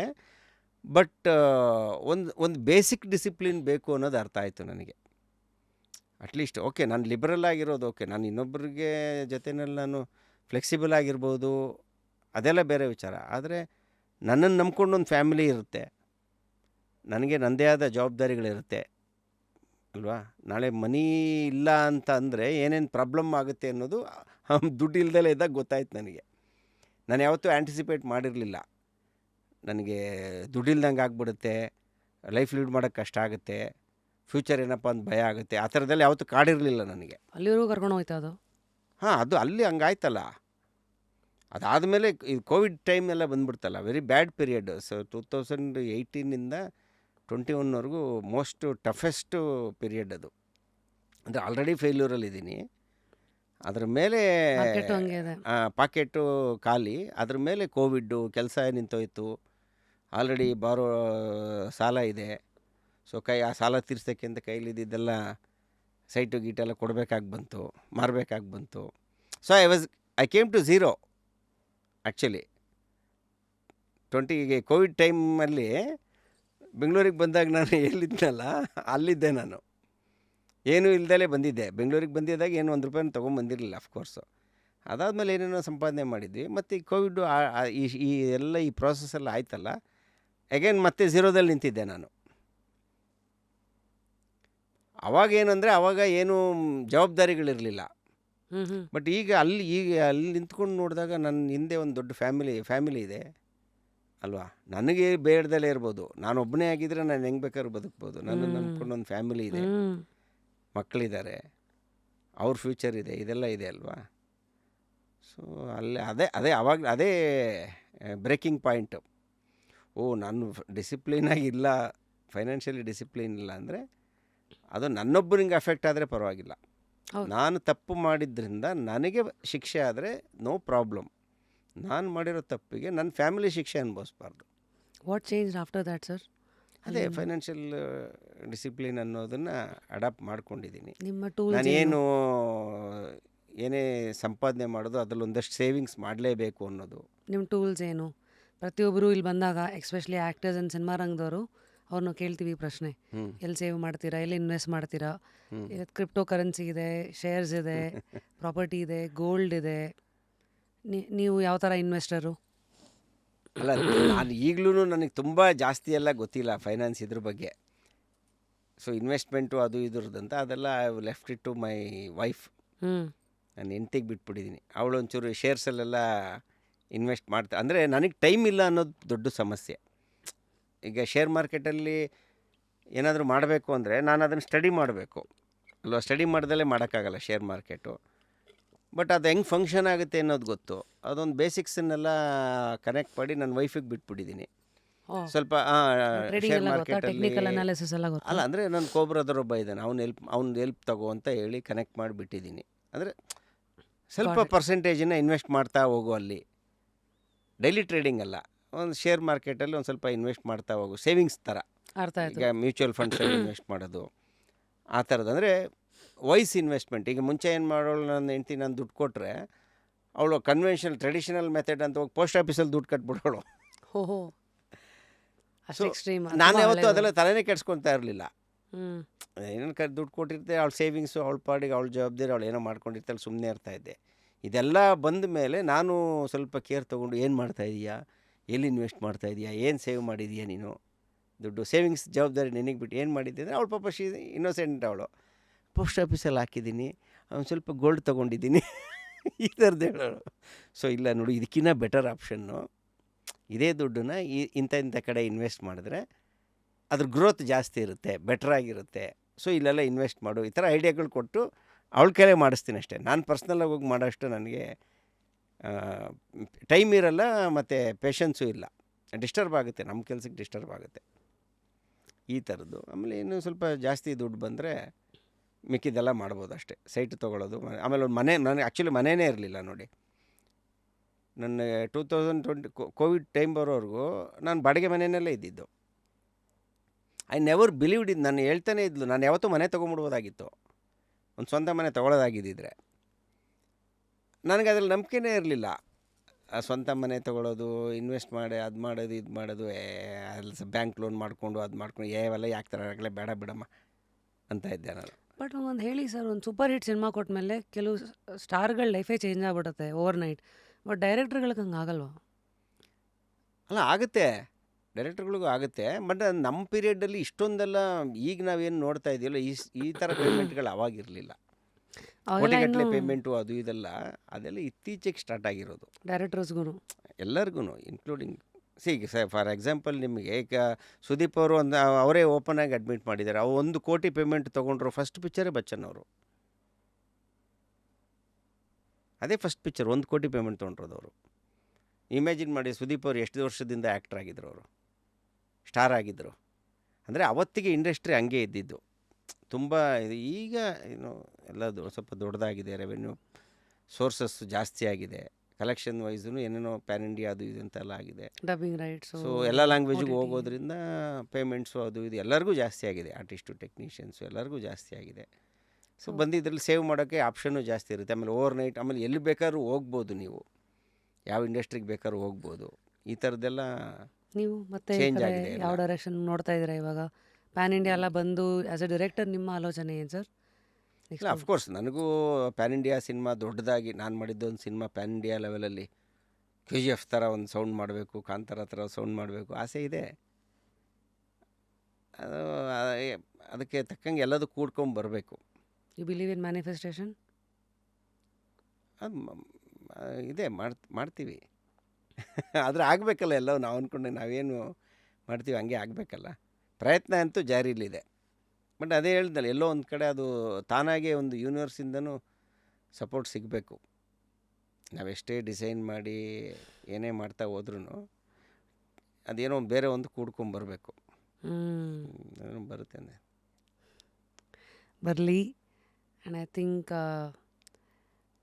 ಇವತ್ತು ಅದೇ ಒಂದು ಚಂದ್ರನ ಸುತ್ತ ಇರೋ ಬೆಳದಿಂಗಳ ಥರ ಇಲ್ಲಿವರೆಗೂ ನೀವು ನೋಡಿರೋ ಜೀವನದ ಅಂಗಳದಲ್ಲಿ ಇರುವ ಕತ್ತಲು, ಬೆಳಕು, ಆಲೋಚನೆಗಳು, ದೃಷ್ಟಿಕೋನಗಳು, ಪ್ರಭಾವ ಬೀರಿರುವಂಥ ವ್ಯಕ್ತಿತ್ವಗಳು, ಅದರಿಂದ ನೀವು ತೊಗೊಂಡಿರೋ ತಿರುಳು, ಅದರಿಂದ ನಿಮ್ಮದೇ ಆದಂಥ ತನ ಸೇರಿಕೊಂಡು ಆಚೆಗೆ ಬಂದಿರೋ ಹೊಸತನ, ಎಲ್ಲ ತನಗಳು ಒಂದು ರೇಂಜಿಗೆ ಕಾಣಿಸಿದೆ ಸರ್. ಈಗ ಹಿಂದೆ ತಿರುಗಿ ಇವತ್ತಿಗೆ ಒಂದು ಪ್ರಶ್ನೆ ಕೇಳಿದ್ರೆ ಪ್ರಪಂಚ ನಿಮ್ಮನ್ನು ಹೇಗೆ ನೆನ್ಪಿಟ್ಕೋಬೇಕಂತ ಹೇಗೆ ಉತ್ತರಿಸ್ತೀರಾ? How do you want the world to remember director Shashank? ಅಲ್ಲ, ಈ ವಾಸ್ ಎ ಗುಡ್ ಡೈರೆಕ್ಟರ್ ಅಂತ ನೆನ್ಪಿಟ್ಕೊಂಡ್ರೆ ಸಾಕು. ಹ್ಯಾಸ್ ಮೇಡ್ ಗುಡ್ ಫಿಲ್ಮ್ಸ್ ಅಂತ ನೆನ್ಪಿಟ್ಕೊಂಡ್ರೆ ಸಾಕು. And as A human? ಅಲ್ಲ, ಆ್ಯಸ್ ಎ ಹ್ಯೂಮನ್ನು ಅದನ್ನು ನೆನ್ಪಿಟ್ಕೋಬೇಕಾಗಿರೋದು ನನ್ನ ಕ್ಲೋಸ್ ಸರ್ಕಲ್, ನನ್ನ ಫ್ಯಾಮಿಲಿ, ನನ್ನ ಫ್ರೆಂಡ್ಸು, ಅವ್ರು ನೆನ್ಪಿಟ್ಕೋಬೇಕು. ಒಳ್ಳೆ ಮನುಷ್ಯ ಅಂತ, ನಮ್ಮನ್ನು ಪ್ರೀತಿ ತಗೊಂಡ, ಪ್ರೀತಿನೂ ಕೊಟ್ಟ ಅಂತ, ಒಳ್ಳೆ ಅದು ಇವ್ರಿಗೆ ಮಾತ್ರ ಅಷ್ಟೇ ತಾನೇ ಗೊತ್ತಾಗೋದು. ಪರ್ಸನಲ್ಲಾಗಿ ನನಗೆ ಕನೆಕ್ಟ್ ಆಗಿರೋರಿಗೆ ಗೊತ್ತಾಗುತ್ತೆ, ಹೊರಗಡೆ ಪ್ರಪಂಚಕ್ಕೆ ಗೊತ್ತಾಗಲ್ಲ. ಅಂದರೆ ಇವತ್ತೆಲ್ಲ ವ್ಯಕ್ತಿ ಕಲೆ ಜೊತೆಗೆ ಗುರುತಿಸ್ಕೊಂಡ್ರೂ ವ್ಯಕ್ತಿತ್ವನೂ ಬೀರ್ತಾ ಇರುತ್ತೆ ಒಂದು ಪರಿಣಾಮ ಸಮಾಜದ ಮೇಲೆ. ಮನುಷ್ಯ ಹಿಂಗೆ, ಹಿಂಗಿದ್ರು ಅಂತ. ಆ್ಯಂಡ್ ಎಸ್ಪೆಷಲಿ ಈ ಥರ ಪಾಡ್ಕಾಸ್ಟ್ಗಳೆಲ್ಲ ಇವತ್ತು ನಿಮ್ಮ ಇಡೀ ವ್ಯಕ್ತಿತ್ವನೂ ನೋಡಿರೋದ್ರಿಂದ ಐ ಆಮ್ ಶೋರ್ ಅದು ತುಂಬ ಡಿಫ್ರೆನ್ಸ್ ಇರುತ್ತೆ ಆ್ಯಕ್ಚುಲಿ. ನಾವು ಇಲ್ಲಿ ಕಾಣಿಸ್ಕೊಳ್ಳೋದು ಎಲ್ಲರೂ ಅಂತಲ್ಲ, ಕೆಲವರು ಸ್ಕ್ರೀನ್ ಮೇಲೂ ಒಂದೇ ಥರ ಇರ್ತಾರೆ, ಸ್ಕ್ರೀನ್ ಹಿಂದೆನೂ ಒಂದೇ ಥರ ಇರ್ತಾರೆ. ಕೆಲವರು ಪೋರ್ಟ್ರೇ ಮಾಡ್ಕೊಳ್ಳುವಾಗ ಒಂಥರ ಪೋರ್ಟ್ರೇ ಮಾಡ್ಕೊಳ್ತಾರೆ, ಬಟ್ ರಿಯಲ್ ಲೈಫಲ್ಲಿ ಅವ್ರ ಕ್ಯಾರೆಕ್ಟ್ರು ಬೇರೆ ಇರುತ್ತೆ. ನಿಜ. ಅದನ್ನು ಯಾರೂ ಪ್ರೆಡಿಕ್ಟ್ ಮಾಡೋಕ್ಕಲ್ಲ. ಅದನ್ನೇ ಹೇಳಿದ್ದು, ಅವ್ರನ್ನ ಪರ್ಸನಲ್ಲಾಗಿ ನೋಡಿರೋರಿಗೆ ಅವ್ರ ವ್ಯಕ್ತಿತ್ವ ಏನು ಅಂತ ಗೊತ್ತಿರುತ್ತೆ. ಸುಮ್ಮನೆ ಸಿನಿಮಾಗಳಲ್ಲಿ, ಇಂಟರ್ವ್ಯೂಗಳಲ್ಲಿ, ಟಿ ವಿಗಳಲ್ಲಿ ನೋಡಿದಾಗ ವ್ಯಕ್ತಿಗಳನ್ನು ಅಲ್ಲಿ ಅಳಿಯೋಕ್ಕಾಗಲ್ಲ. ಅಂದರೆ 100% ಅಳಿಲೂಬಾರ್ದು. ಅಳಿಬಾರ್ದು. ಆಮೇಲೆ ಕಾಮನ್ ಮ್ಯಾನಿಗೆ ಬೇರೆ ಆಪ್ಷನ್ ಇರಲ್ಲ. ಅವನಿಗೀಗ ನನ್ನ ಬಗ್ಗೆನೇ ಏನು ಅಂತ ಅಂದರೆ ಯಾರೊಬ್ಬ ಕಾಮನ್ ಮ್ಯಾನು ಸಾಧ್ಯನೇ ಇಲ್ಲ ಅವನಿಗೆ. ಈಗ ನಾನೇನು ನಿಮ್ಮ ಮುಂದೆ ಕೂತ್ಕೊಂಡು ಹೇಳ್ತಾ ಇದ್ದೀನೋ ಇದನ್ನು ಅವ್ನು ನಿಜ ಅಂತ ಅಂದ್ಕೊಳ್ತಾನೆ ಅಷ್ಟೇ. ನಾನು ಹೇಳಿದ್ದು ಸುಳ್ಳು ಆಗಿರ್ಬೋದಲ್ಲ ಇಷ್ಟೊತ್ತು, ಅಲ್ವಾ? ನಾನು ಹೇಳಿದ್ದು ನಿಜನಾ, ನನ್ನ ನಿಜವಾದ ವ್ಯಕ್ತಿತ್ವ ಏನು ಅನ್ನೋದು ನನ್ನ ಜೊತೆ ನನ್ನ ಆತ್ಮಸಾಕ್ಷಿಗೆ ಗೊತ್ತು. ಪ್ಲಸ್ ನನ್ನ ತೀರಾ ಹತ್ತಿರದಿಂದ ನೋಡಿರೋರಿಗೆ ಮಾತ್ರ ಗೊತ್ತಿರುತ್ತೆ ಕಂಪ್ಲೀಟ್ ಪಿಕ್ಚರು. ಇಲ್ಲಾಂದ್ರೆ ನಾನು ಏನು ಬೇಕಾದ್ರೂ ಮ್ಯಾನಿಪುಲೇಟ್ ಮಾಡಿ ಏನು ಬೇಕಾದ್ರೂ ಹೇಳ್ಬೋದಲ್ವಾ. ಒಬ್ಬರ ಹೆಸರೇ ಹೇಳಲ್ಲ, ಆಮೇಲೆ ಬಂದರು ಪಾಡ್ಕಾಸ್ಟ್ಗೆ. ಕರೆದಾಗ ಫಸ್ಟು ಅವರು ಇದೇ ಹೇಳಿದ್ದು, ಇಡೀ ಜೀವನನ ನನ್ನ ಎಲ್ಲ ಚಾಪ್ಟರ್ಸ್ಗಳನ್ನು ನಾನು ತೆಗೆದಿಟ್ಟು ಅದ್ರಲ್ಲಿ ಕೆಲವು ಹುಳುಕುಗಳಿರುತ್ತೆ, ಎಡವಿರೋ ಇದಿರುತ್ತೆ, ಒಳ್ಳೇದಿರುತ್ತೆ. ನೀವೆಲ್ಲನೂ ಅಷ್ಟು ಓಪನ್ ಆಗಿ ಕ್ಯಾಮ್ರಾ ಮುಂದೆ ಇಡೋಕ್ಕೆ ಸಾಧ್ಯನೇ ಇಲ್ಲ. ಅದಷ್ಟು ಇರೋಕ್ಕೆ ಸಾಧ್ಯ ಇಲ್ಲ ಅಂದಮೇಲೆ ನಾನು ಏನಕ್ಕೆ ಬರಬೇಕು ಅಂತ. ನಾನು ಹೇಳಿದೆ, ಓಕೆ, ಒಂದು 30% 40% ತೆಗೆದು ಆ ಬಾಕಿ 40-50% ಇಟ್ಟರೂ ಅಟ್ಲೀಸ್ಟ್ ಅದರಿಂದಲೂ ಈಗ ಒಳ್ಳೇದನ್ನು ಮಾತ್ರ ತೊಗೊಳಕ್ಕೆ ಒಂದು ಸಂದೇಶ ಹೋದ್ರೆ ತಪ್ಪೇನಿದೆ ಅಂತ. ಹೌದು.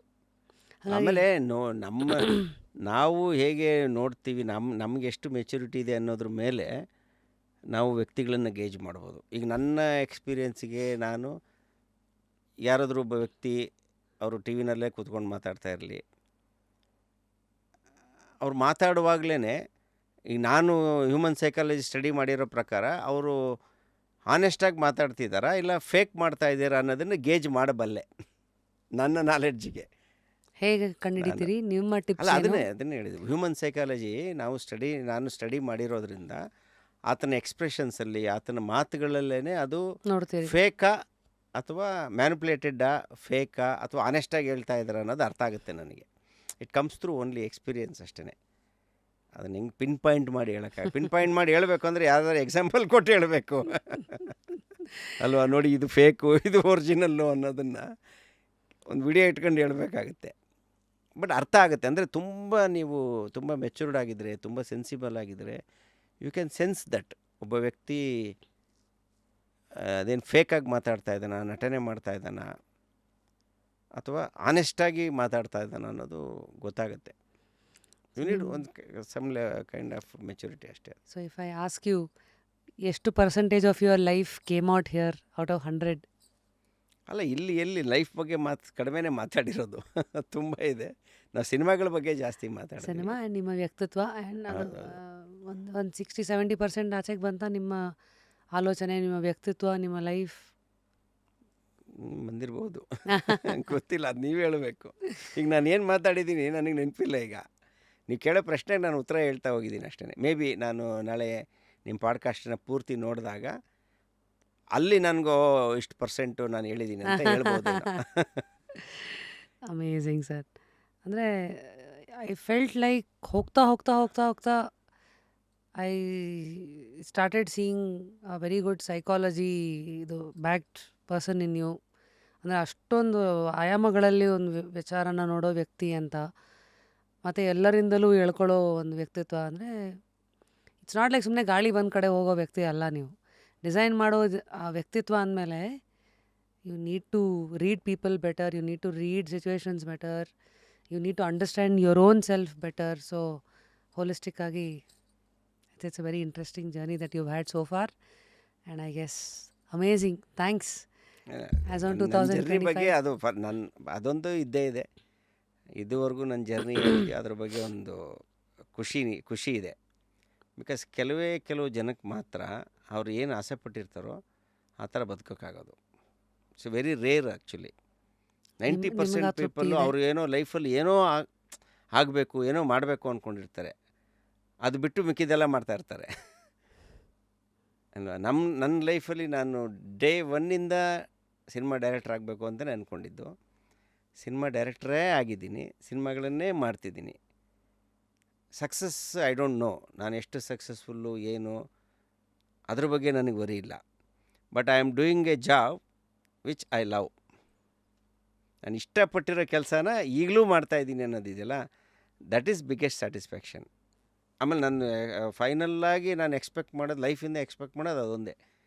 ಟಿಲ್ ನಾನು ಎಲ್ಲಿವರೆಗೂ ಬದುಕಿರ್ತೀನಿ ಅಲ್ಲಿವರೆಗೂ ನಾನು ಇದೇ ಕೆಲಸ ಮಾಡ್ತಾ ಇರಬೇಕು, ಅಷ್ಟೇ ನನ್ನ ಎಕ್ಸ್ಪೆಕ್ಟೇಷನ್ನು. ನಾನು ಈಗ ಆ ಡಿಸೈರ್ಸು 100 ಇರುತ್ತೆ. ನಾನು ಒಂದು ಪ್ಯಾನ್ ಇಂಡಿಯಾ ಪಿಕ್ಚರ್ ಮಾಡಬೇಕು, 1000 ಕೋಟಿ ಕಲೆಕ್ಟ್ ಆಗುವಂಥ ಪಿಕ್ಚರ್ ಮಾಡಬೇಕು, ಅದೆಲ್ಲ as A director, as A film maker ಇರುವಂಥ ಆಸೆಗಳು. But as A human being ನನಗೆ ರಿಗ್ರೆಟ್ಸ್ ಇಲ್ಲ. ನಾನೇನು ಅಂದ್ಕೊಂಡಿದ್ದು ಆ ಕೆಲಸ ಮಾಡ್ತಾಯಿದ್ದೀನಿ. ಸಕ್ಸಸ್ ರೇಷಿಯೋ ಏನಾದರೂ ಇರ್ಬೋದು, ನಾನು ಇಷ್ಟಪಟ್ಟ ಕೆಲಸನ ಲೈಫ್ ಲಾಂಗ್ ನಾನು ಮಾಡಿದೆ ಅನ್ನೋ ತೃಪ್ತಿ 100% ನನಗಿರುತ್ತೆ. No regret. Amazing sir. ಆ ವಿಚಾರದಲ್ಲಿ ಐ ಆಮ್ ಸೋ ಬ್ಲೆಸ್ಡ್. ಯಾಕೆಂದರೆ ಎಲ್ರಿಗೂ ಸಿಗಲ್ಲ ಅದು. ಏನೇ ಇದ್ದರೂ ಅವ್ರು ಏನೋ ಒಂದು ಕಾರಣಕ್ಕೆ ಕಾಂಪ್ರಮೈಸ್ ಬರುತ್ತೆ, ಬಿಡಬೇಕಾಗುತ್ತೆ.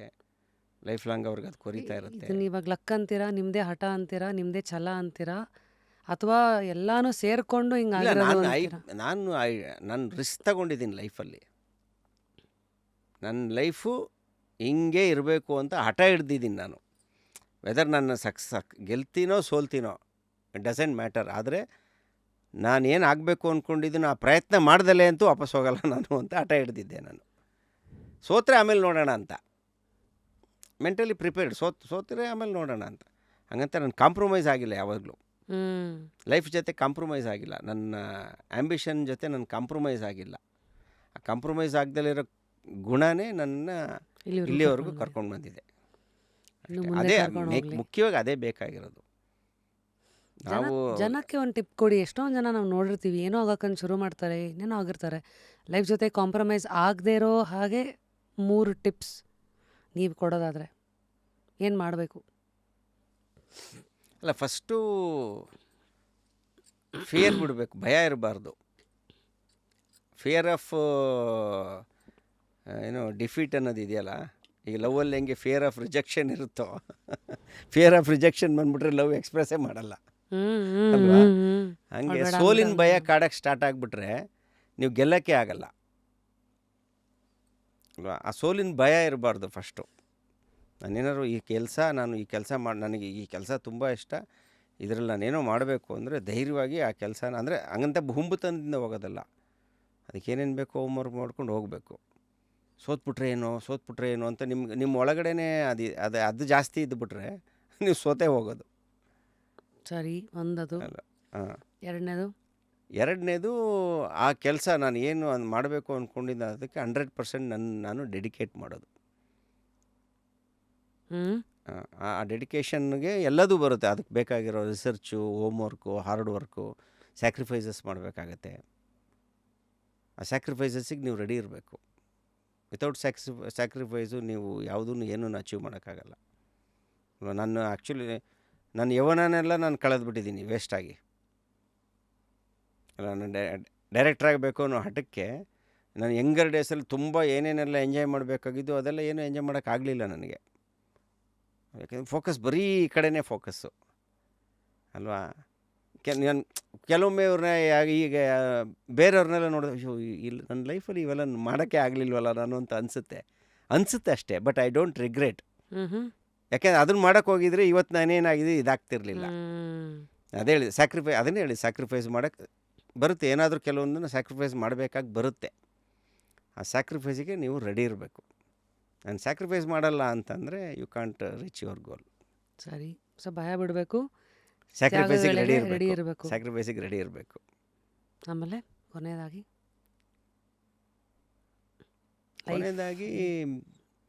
ಎಲ್ಲದಕ್ಕಿಂತ ಇಂಪಾರ್ಟೆಂಟು ಆನೆಸ್ಟಿ. ಅದನ್ನು ಆನೆಸ್ಟಾಗಿ ಮಾಡಬೇಕು. ಆನೆಸ್ಟಿನೇ ಆನೆಸ್ಟಿ. ಅಲ್ಲಲ್ಲ, ನೀವು ಏನು ಅಂದ್ಕೊಂಡಿರೋ ಮಾಡ್ತಾ ಇರ್ತಿರಲ್ಲ ಕೆಲಸ, ಅದನ್ನು ತುಂಬ ಆನೆಸ್ಟಾಗಿ ಮಾಡಬೇಕು. ಯಾಕೆ ಆನೆಸ್ಟಿ ತುಂಬ ದೊಡ್ಡ ಮಟ್ಟಕ್ಕೆ ಕಾಪಾಡುತ್ತೆ. ಅದನ್ನೇ ಅಂದರೆ ನಾನು ಗೆಲ್ಲಬೇಕು ಅನ್ನೋ ಕಾರಣಕ್ಕೆ ಏನೇನೋ ಮ್ಯಾನಿಪ್ಯುಲೇಟ್ ಮಾಡೋಕ್ಕೆ ಹೋಗೋದು, ಸುಳ್ಳು ಹೇಳೋದು, ಅಥವಾ ಏನೋ ಒಂದು ಗಿಮಿಕ್ ಟೆಕ್ನಿಕ್ಗಳನ್ನು ಅಡಾಪ್ಟ್ ಮಾಡ್ಕೊಳ್ಳೋದು, ಶಾರ್ಟ್ಕಟ್ಸನ್ನು ಹುಡ್ಕೋಕೆ ನೋಡೋದಿದೆಯಲ್ಲ, ಟೆಂಪ್ರರಿಯಾಗಿ ಸಕ್ಸಸ್ ಸಿಗ್ಬೋದು ನಿಮ್ಗೆ ಅಷ್ಟೇ. ಅದರಿಂದ ದೊಡ್ಡ ಸಕ್ಸಸ್ ಸಿಗಲ್ಲ. ಆನೆಸ್ಟಾಗಿದ್ದರೆ ಅದು ಲೇಟ್ ಆಗ್ಬೋದು, ಆದರೆ ಸಕ್ಸಸ್ ಆಗೋದು ಗ್ಯಾರಂಟಿ. ನಾನು ಡೈರೆಕ್ಟ್ರಾಗಿ 10 ವರ್ಷದ ಮುಂಚೆ 98 ಡೈರೆಕ್ಟರ್ ಆಗ್ತಿದ್ದೆ. ನಾನು 2007 ಡೈರೆಕ್ಟರ್ ಆದೆ. ಅಂದರೆ ಗೋಲ್ಡನ್ ಪೀರಿಯಡ್ ಹೆಚ್ಚು ಕಮ್ಮಿ ಅಂದರೆ ನನ್ನ ಯೌವನ ಅದು. ಆ್ಯಕ್ಚುಲಿ 26 ವರ್ಷಕ್ಕೆ ಡೈರೆಕ್ಟರ್ ಆಗಬೇಕಾಗಿದ್ದು 36 ವರ್ಷಕ್ಕೆ ಆದೆ ಅಂದರೆ ಆ 10 ಇಯರ್ಸ್ ಎಷ್ಟು ಇಂಪಾರ್ಟೆಂಟು ಅಲ್ವಾ? ಬಟ್ ಏನಂದರೆ ನನಗೆ ಆ ಕಾಂಪ್ರಮೈಸ್ ಆಗೋಕ್ಕೆ ನಾನು ರೆಡಿ ಇರಲಿಲ್ಲ. ರೀಮೇಕ್ ಸಿನಿಮಾ ಮಾಡೋಕ್ಕೆ ರೆಡಿ ಇರಲಿಲ್ವಲ್ಲ. ಅದಕ್ಕೆ ನಾನು ಆನೆಸ್ಟಾಗಿ ನಾನು ಏನು ಅಂದ್ಕೊಂಡಿದ್ದು ಅದನ್ನೇ ಮಾಡಬೇಕು ಅನ್ನೋ ಆನೆಸ್ಟಿ ಬಿಟ್ಟಿಲ್ಲ ನಾನು. ಅದಕ್ಕೋಸ್ಕರ ನಾನೇನು ಅಡ್ಡದಾರಿ ಹಿಡಿದು ಅದು ಮಾಡಿ ಇದು ಮಾಡಿ ಏನೂ ಮಾಡೋಕ್ಕೆ ಹೋಗಿಲ್ಲ. ಇಲ್ಲ, ನಾನು ಗೆದ್ದೇ ಗೆಲ್ತೀನಿ. ನನಗೆ ಆ ಪೊಟೆನ್ಷಿಯಲ್ ಇದೆ. ಲೇಟ್ ಆಗ್ಬೋದು, ಆದರೆ ನಾನು ಮಾಡ್ತೀನಿ, ಗೆದ್ದೇ ಗೆಲ್ತೀನಿ ಅಂತ I believed in my self. ಅದು ಎಲ್ಲದಕ್ಕಿಂತ ಇಂಪಾರ್ಟೆಂಟು. ನಮ್ಮನ್ನು ನಾವು ನಂಬಬೇಕು ಫಸ್ಟು. ಜಗತ್ತು ನಮ್ಮನ್ನು ನಂಬುತ್ತೋ ಇಲ್ಲೋ, ಫಸ್ಟು ನಮ್ಮನ್ನು ನಾವು ನಂಬೋದನ್ನು ಪ್ರಾಕ್ಟೀಸ್ ಮಾಡ್ಕೋಬೇಕು. ನಿಜ. ನಮ್ಮನ್ನು ನಾವೇ ನಮ್ಮ ಮೇಲೆ ಕಾಪಾಡ್ಕೊಳ್ಳೋಕೆ ನಮಗೆ ನಂಬಿಕೆ ಇಲ್ಲ, ಅಯ್ಯೋ ಆಗುತ್ತೋ ಇಲ್ವೋ ಹಂಗೆ ಹಿಂಗೆ ಅಂತ ಇದ್ದರೆ it will never happen. First we should believe our self. Sir ಹಿಂದಿನಲ್ಲಿ ಒಂದಿದೆ, ಭಗವಾನ್ ಕೆ ಘರ್ ಮೇ ದೇರ್ ಹೇ ಅಂದೇರ್ ನಹಿ ಅಂತಂದರೆ. ಹೌದು. ಸೊ ಈಗ ಎಲ್ಲ ಮಾತಾಡಿದ ಮೇಲೆ ಕೊನೆಯದಾಗಿ ದೇವರು ದಿಂಡ್ರು ಅಂತೆಲ್ಲ ಬಂದಾಗ ನಿಮ್ಮ ನಂಬಿಕೆ ನಿಲುವೇನು? ಒಂಥರ 50-50. ದೇವರು ಇಲ್ಲ ಅದು ಇದು ಆ ಥರದ ಏನು ಒಂದು ಆಲೋಚನೆಯೂ ಇಲ್ಲ ನನಗೆ. ಹಂಗಂತ ದೇವರಿದ್ದಾನೆ ಎಲ್ಲ ಅವನೇ ಮಾಡಿಬಿಡ್ತಾನೆ ಆ ಥರದ ಆಲೋಚನೆಯೂ ಇಲ್ಲ. ಅದೊಂಥರ ಯಾವಾಗಲೂ ನನಗೆ ಅದು ಕನ್ಫ್ಯೂಷನ್, ಯಾವಾಗಲೂ ಫರ್ಮ್ ಡಿಸಿಷನ್ ಇಲ್ಲ ನನ್ನ ಹತ್ರ. ಯಾಕೆ ನಂಗೆ ಗೊತ್ತಿಲ್ಲ ಅದು ಯಾಕೆ ಅಂತ ಗೊತ್ತಿಲ್ಲ. ನಾನು ನಾಸ್ತಿಕನೂ ಅಲ್ಲ, ಹಂಗಂತ ಆಸ್ತಿಕನೂ ಅಲ್ಲ. ಹಂಗೆ ದಿನ ಬೆಳಗ್ಗೆ ಎದ್ದು ನಾನು ದೇವ್ರಿಗೆ ಕೈ ಮುಗಿತೀನಿ, ಹೋಗಿ ಬೆಳಗ್ಗೆ ಸ್ನಾನ ಮಾಡಿದ ತಕ್ಷಣ ದೇವ್ರ ಕುಣಗೆ ಹೋಗ್ತೀನಿ, ಒಂದು ಕೈ ಮುಗಿತೀನಿ, ಅದೆಲ್ಲ ಮಾಡ್ತೀನಿ. ಬಟ್ ಅದೇ ನೀವು ಹೋಗಿ ನೀವು ಎಲ್ಲ ಒಂದು ಪ್ರಾಜೆಕ್ಟ್ ಇಟ್ಟಾಗಬೇಕು ಅಂತ ಒಂದು ಪೂಜೆ ಮಾಡು, ಹೋಮ ಮಾಡು, ಹವನ ಮಾಡು, ದೇವಸ್ಥಾನಕ್ಕೆ ವಿಸಿಟ್ ಮಾಡು, ಅದು ಇದು ಅಂದರೆ ನನಗಾಗಲ್ಲ. ಅದು ವರ್ಕ್ ಈಸ್ ವರ್ಷಿಪ್ ಅನ್ನೋದು ನನ್ನ ಬಿಲೀಫು. ಹಾಗಾಗಿ ಅದು ತುಂಬ ಅದನ್ನು ಅತಿಯಾಗಿ ಆ ಕಡೆನೂ ಹೋಗಲ್ಲ. ಹಂಗಂತ ಇಲ್ಲ ಇದೆಲ್ಲ ಸುಳ್ಳು ಆ ವಾದ ಮಾಡೋ ಮನಸ್ಥಿತಿನೂ ಇಲ್ಲ ನನಗೆ. ಹಾಗಾಗಿ ಹಂಗಾಗಿ ಯಾವುದರಿಂದ ಏನಾಯಿತು ನನಗೇನು ನಾನು ಕಂಪ್ಲೀಟ್ಲಿ ದೇವ್ರನ್ನ ನಂಬ್ತೀನಿ, ದೇವ್ರ ಮೇಲೆ ಬರ ಹಾಕ್ಬಿಟ್ಟಿದ್ದೀನಿ ಅಂತಂದ್ರೆ ಏನಾರು ನಡೆದಾಗ ಹಬ್ಬ ದೇವ್ರು ಕಾಪಾಡ್ದ ಅಂತ ಹೇಳ್ಬೋದು. I believe in hard work ಅನ್ನೋದ್ರಿಂದ ಆಗಿರೋದ್ರಿಂದ ಅಷ್ಟೇ. ಸೊ ಈವನ್ ನಿಮ್ಮ ಫೇಲ್ಯೂರ್ಸ್, ಉದಾಹರಣೆಗೆ ಈಗ ತಾಯಿಗೆ ತಕ್ಕ ಮಗ ಇರಲಿ, ಅದನ್ನು ನೀವು ನಿಮ್ಮ ಕ್ರೆಡಿಟ್ಗೆ ತಗೋತೀರ ಹೊರತು ಯಾರ ಮೇಲೂ ಹಾಕಲ್ಲ. ಟೈಮು ಮಾತಾಡುವಾಗ ಅದು ಇದು ಏನೋ ಕೆಲವೊಮ್ಮೆ ಹೇಳ್ತೀವಿ ಅಷ್ಟೇ. ಯಾರ ಮುಂದೆ ಏನಾದರೂ ಎಕ್ಸ್ಪ್ರೆಸ್ ಮಾಡುವಾಗ ಅದನ್ನು ಹೇಳ್ತೀನಿ ಅಷ್ಟೇ, ತಮಾಷೆಯಾಗಿ ಮಾಡುವಾಗ ಅದು ಮಾಡುವಾಗ. ಬಟ್ ನನ್ನ ಸಬ್ಕಾನ್ಷಿಯಸ್ ಲೆವೆಲಲ್ಲಿ I never believe all those things. Subconsciously what ever ನಾನು ಫೇಲ್ಯೂರ್ ಆದರೂ ನಾನು ತೊಗೊಂಡ್ರು ರಾಂಗ್ ಡಿಸಿಷನ್ನು, ಸಕ್ಸಸ್ ಆದರೂ ನಾನು ತೊಗೊಂಡ್ರು ರೈಟ್ ಡಿಸಿಷನ್ ಅಷ್ಟೇ. It is my own. ಅಷ್ಟು ಸಕ್ಸಸ್ಸು ಫೇಲ್ಯೂರ್ ಎರಡೂ ನಂದೇನೆ. ಹಿಂಗೆ ನನ್ನನ್ನು ನಾನು ಅನಲೈಸ್ ಮಾಡ್ಕೊತೀನಿ ಅಷ್ಟೇ. ಅದು ಇನ್ನೊಬ್ಬರ ಮೇಲೆ ಹಾಕೋದು ಈಸಿ. ಟೈಮ್ ಚೆನ್ನಾಗಿರಲಿಲ್ಲ, ಬ್ಯಾಡ್ ಟೈಮ್ ನಡೀತಾ ಇದೆ, ಅದಕ್ಕೆ ಹಿಂಗಾಯಿತು ಅಂತಂದರೆ I cannot correct my mistake. ಅವ್ರು ಅದ್ರ ಮೇಲೆ ಎತ್ತಾಕ್ಬಿಟ್ಟು ಸುಮ್ಮನೆ ಆಗ್ಬಿಡೋದು. ನನಗೆ ಅದ್ರ ಮೇಲೆ ನಂಬಿಕೆ ಇಲ್ಲ. ನಾನು ಅಂದರೆ ಇಲ್ಲ, ಟೈಮು ಇರ್ಬೋದೇನೋ, ಆ ಟೈಮ್ ಹೋಗಿ ಯಾರೋ ಹೇಳ್ದಾಗ ಇರ್ಬೋದೇನೋ, ಬಟ್ ನಾನೇನು ತಪ್ಪು ಮಾಡಿದ್ದೀನಿ ನನಗೆ ಗೊತ್ತಾಗಬೇಕಲ್ಲ. ಕತೆ ಸರಿಯಾಗಿ ಮಾಡಿರಲಿಲ್ಲ, ಸ್ಕ್ರೀನ್ ಪ್ಲೇ ಸರಿಯಾಗಿ ಮಾಡಿರಲಿಲ್ಲ, ಅದು I should realise that. Game ಅದೆಲ್ಲ ನನ್ನ ಕೈಲಿಲ್ವಲ್ಲ. ಅದು ನನ್ನ ಕೈಲಿರೋದೇನು, I can correct my self, I cannot correct the time ಅಲ್ವಾ. ಡೆಸ್ಟಿನಿ ಅಂತ ಏನೋ ಒಂದು ಇರ್ಬೋದು, ಬಟ್ ಚೇಂಜ್ ಮಾಡೋಕ್ಕೆ ನನ್ನ ಕೈಲಾಗುತ್ತಾ? ಡೆಸ್ಟಿನಿನ ಚೇಂಜ್ ಮಾಡೋಕ್ಕಾಗೋದೇನು? ನನ್ನನ್ನು ನಾನು ಬದಲಾಯಿಸ್ಕೋಬೋದು. ನನ್ನ ವೇ ಆಫ್ ಥಿಂಕಿಂಗ್ ನಾನು ಬದಲಾಯಿಸ್ಕೋಬೋದು. I will focus on that only, ಅಷ್ಟೇ. ನನ್ನ ಕಂಟ್ರೋಲಲ್ಲಿ ಇರೋದ್ರ ಬಗ್ಗೆ ಮಾತ್ರ ನಾನು ಯೋಚನೆ ಮಾಡ್ತೀನಿ. ಈಗ ದೇವರಾದರೂ ಅಷ್ಟೇ ಇದೆ, ನನ್ನ ಕಂಟ್ರೋಲಲ್ಲಿ ಇಲ್ಲ, ಯಾಕೆ ಯೋಚನೆ ಮಾಡಬೇಕು ಅದ್ರ ಬಗ್ಗೆ? ನಮಸ್ಕಾರ ಮಾಡಬೇಕಾ? ಓಕೆ ನಮಸ್ಕಾರ. ಆಶೀರ್ವಾದ ಮಾಡೋದಿದ್ರೆ ಆಶೀರ್ವಾದ ಮಾಡಪ್ಪ. ಹಾಗೆ ಅದೇ ಹೇಳಿದೆ, ಒಂಥರ 50-50 ಅದು. ನನಗೆ ತುಂಬ ಸಲ ನನಗೆ ಒಂದೊಂದು ಸರಿ ನಗು ಬರುತ್ತೆ, ಯಾಕೆ ಒಂದು ಕಡೆ ವಾಲಕ್ಕಾಗಲ್ವಲ್ಲ ನಾನು ಅಂತ. ಈ ಕಡೆನೂ ಅಲ್ಲ ಈ ಕಡೆನೂ ಅಲ್ಲ, ಯಾಕೆ ಹಿಂಗೆ ಇಷ್ಟೊಂದು ಡಿಲೆಮ ಯಾಕೆ? ಇಲ್ಲ ಅಟ್ಲೀಸ್ಟು ಸ್ಟ್ರಾಂಗಾಗಿ ಒಂದು ಕಡೆ ಹೋಗ್ಬಿಡ್ಬೋದಲ್ಲ ನೀನು ಅಂತ ನನ್ನನ್ನು ನಾನೇ ಪ್ರಶ್ನೆ ಕೇಳ್ಕೊಂಡಿದ್ದೀನಿ. ಏನು ನೆನಪು ಅದ್ರ ಬಗ್ಗೆ ಇಲ್ಲ ಅಂದಮೇಲೆ ಕಂಪ್ಲೀಟೇ ಅದೆಲ್ಲ ಇಲ್ಲ ಅಂತಲೂ ಅನ್ಬೋದಲ್ಲ ಅಂತ. ಅದು ಆಗಿಲ್ಲ ನನಗೆ. ಅದು ಯಾವಾಗಲೂ ಹಿಂಗೆ ಇದೆ. ಅಂದರೆ ಅದಕ್ಕೆ ಯಾಕೆ ಅಂತಂದರೆ ಕೆಲವೊಂದು ನೋಡ್ತೀವಲ್ಲ, ಪ್ರಪಂಚ ನೋಡಿದಾಗ ಅದು ಕನ್ಫ್ಯೂಸ್ ಮಾಡುತ್ತೆ. ಉದಾಹರಣೆಗೆ ಯಾರೋ ಒಬ್ಬ ವ್ಯಕ್ತಿಗೆ ಆ ಯೋಗ್ಯತೆಯೇ ಇರಲ್ಲ, ಏನೋ ಸಿಕ್ಬಿಟ್ಟಿರುತ್ತೆ. ನಿಜವಾಗ್ಲೂ ಅವನಿಗೆ ಅಷ್ಟು ಟ್ಯಾಲೆಂಟೇ ಇರಲ್ಲ, ಆದರೆ ಅವನಿಗೆ ಏನೋ ಒಂದು ಸಿಕ್ಬಿಟ್ಟಿರುತ್ತೆ. ಈಗ ಯಾವುದೋ ಒಂದು ಫಿಲ್ಮೇ ಆಗಿರ್ಬೋದು, ನಿಜವಾಗ್ಲೂ ಅಷ್ಟು ದೊಡ್ಡ ಸಕ್ಸಸ್ ಆಗೋವಂಥ ಒಂದು ಕಂಟೆಂಟೇ ಆಗಿರಲ್ಲ ಅದು. ಆ ಫಿಲಮ್ಮು ಅಷ್ಟು ಅನ್ಬಿಲೀವಾಗಿ ಹಿಟ್ಟಾಗ್ಬಿಟ್ಟಿರುತ್ತೆ. ಅದೆಲ್ಲ ನೋಡಿದಾಗ ಕನ್ಫ್ಯೂಸ್ ಹೌದು, ಹಂಗಾದ್ರೆ ಏನು ಇದು? ಬರೀ ಕೆಲಸ ಅಷ್ಟೇ ಅಲ್ಲ, ದೇರ್ ಇಸ್ ಸಮಥಿಂಗ್ ಎಲ್ಸ್. ಇದೇನೋ ಟೈಮು, ಡೆಸ್ಟಿನಿ, ಲಕ್ಕು, ಈ ಥರದ್ದೆಲ್ಲ ಇದೆಯೇನೋ ಅನಿಸುತ್ತೆ.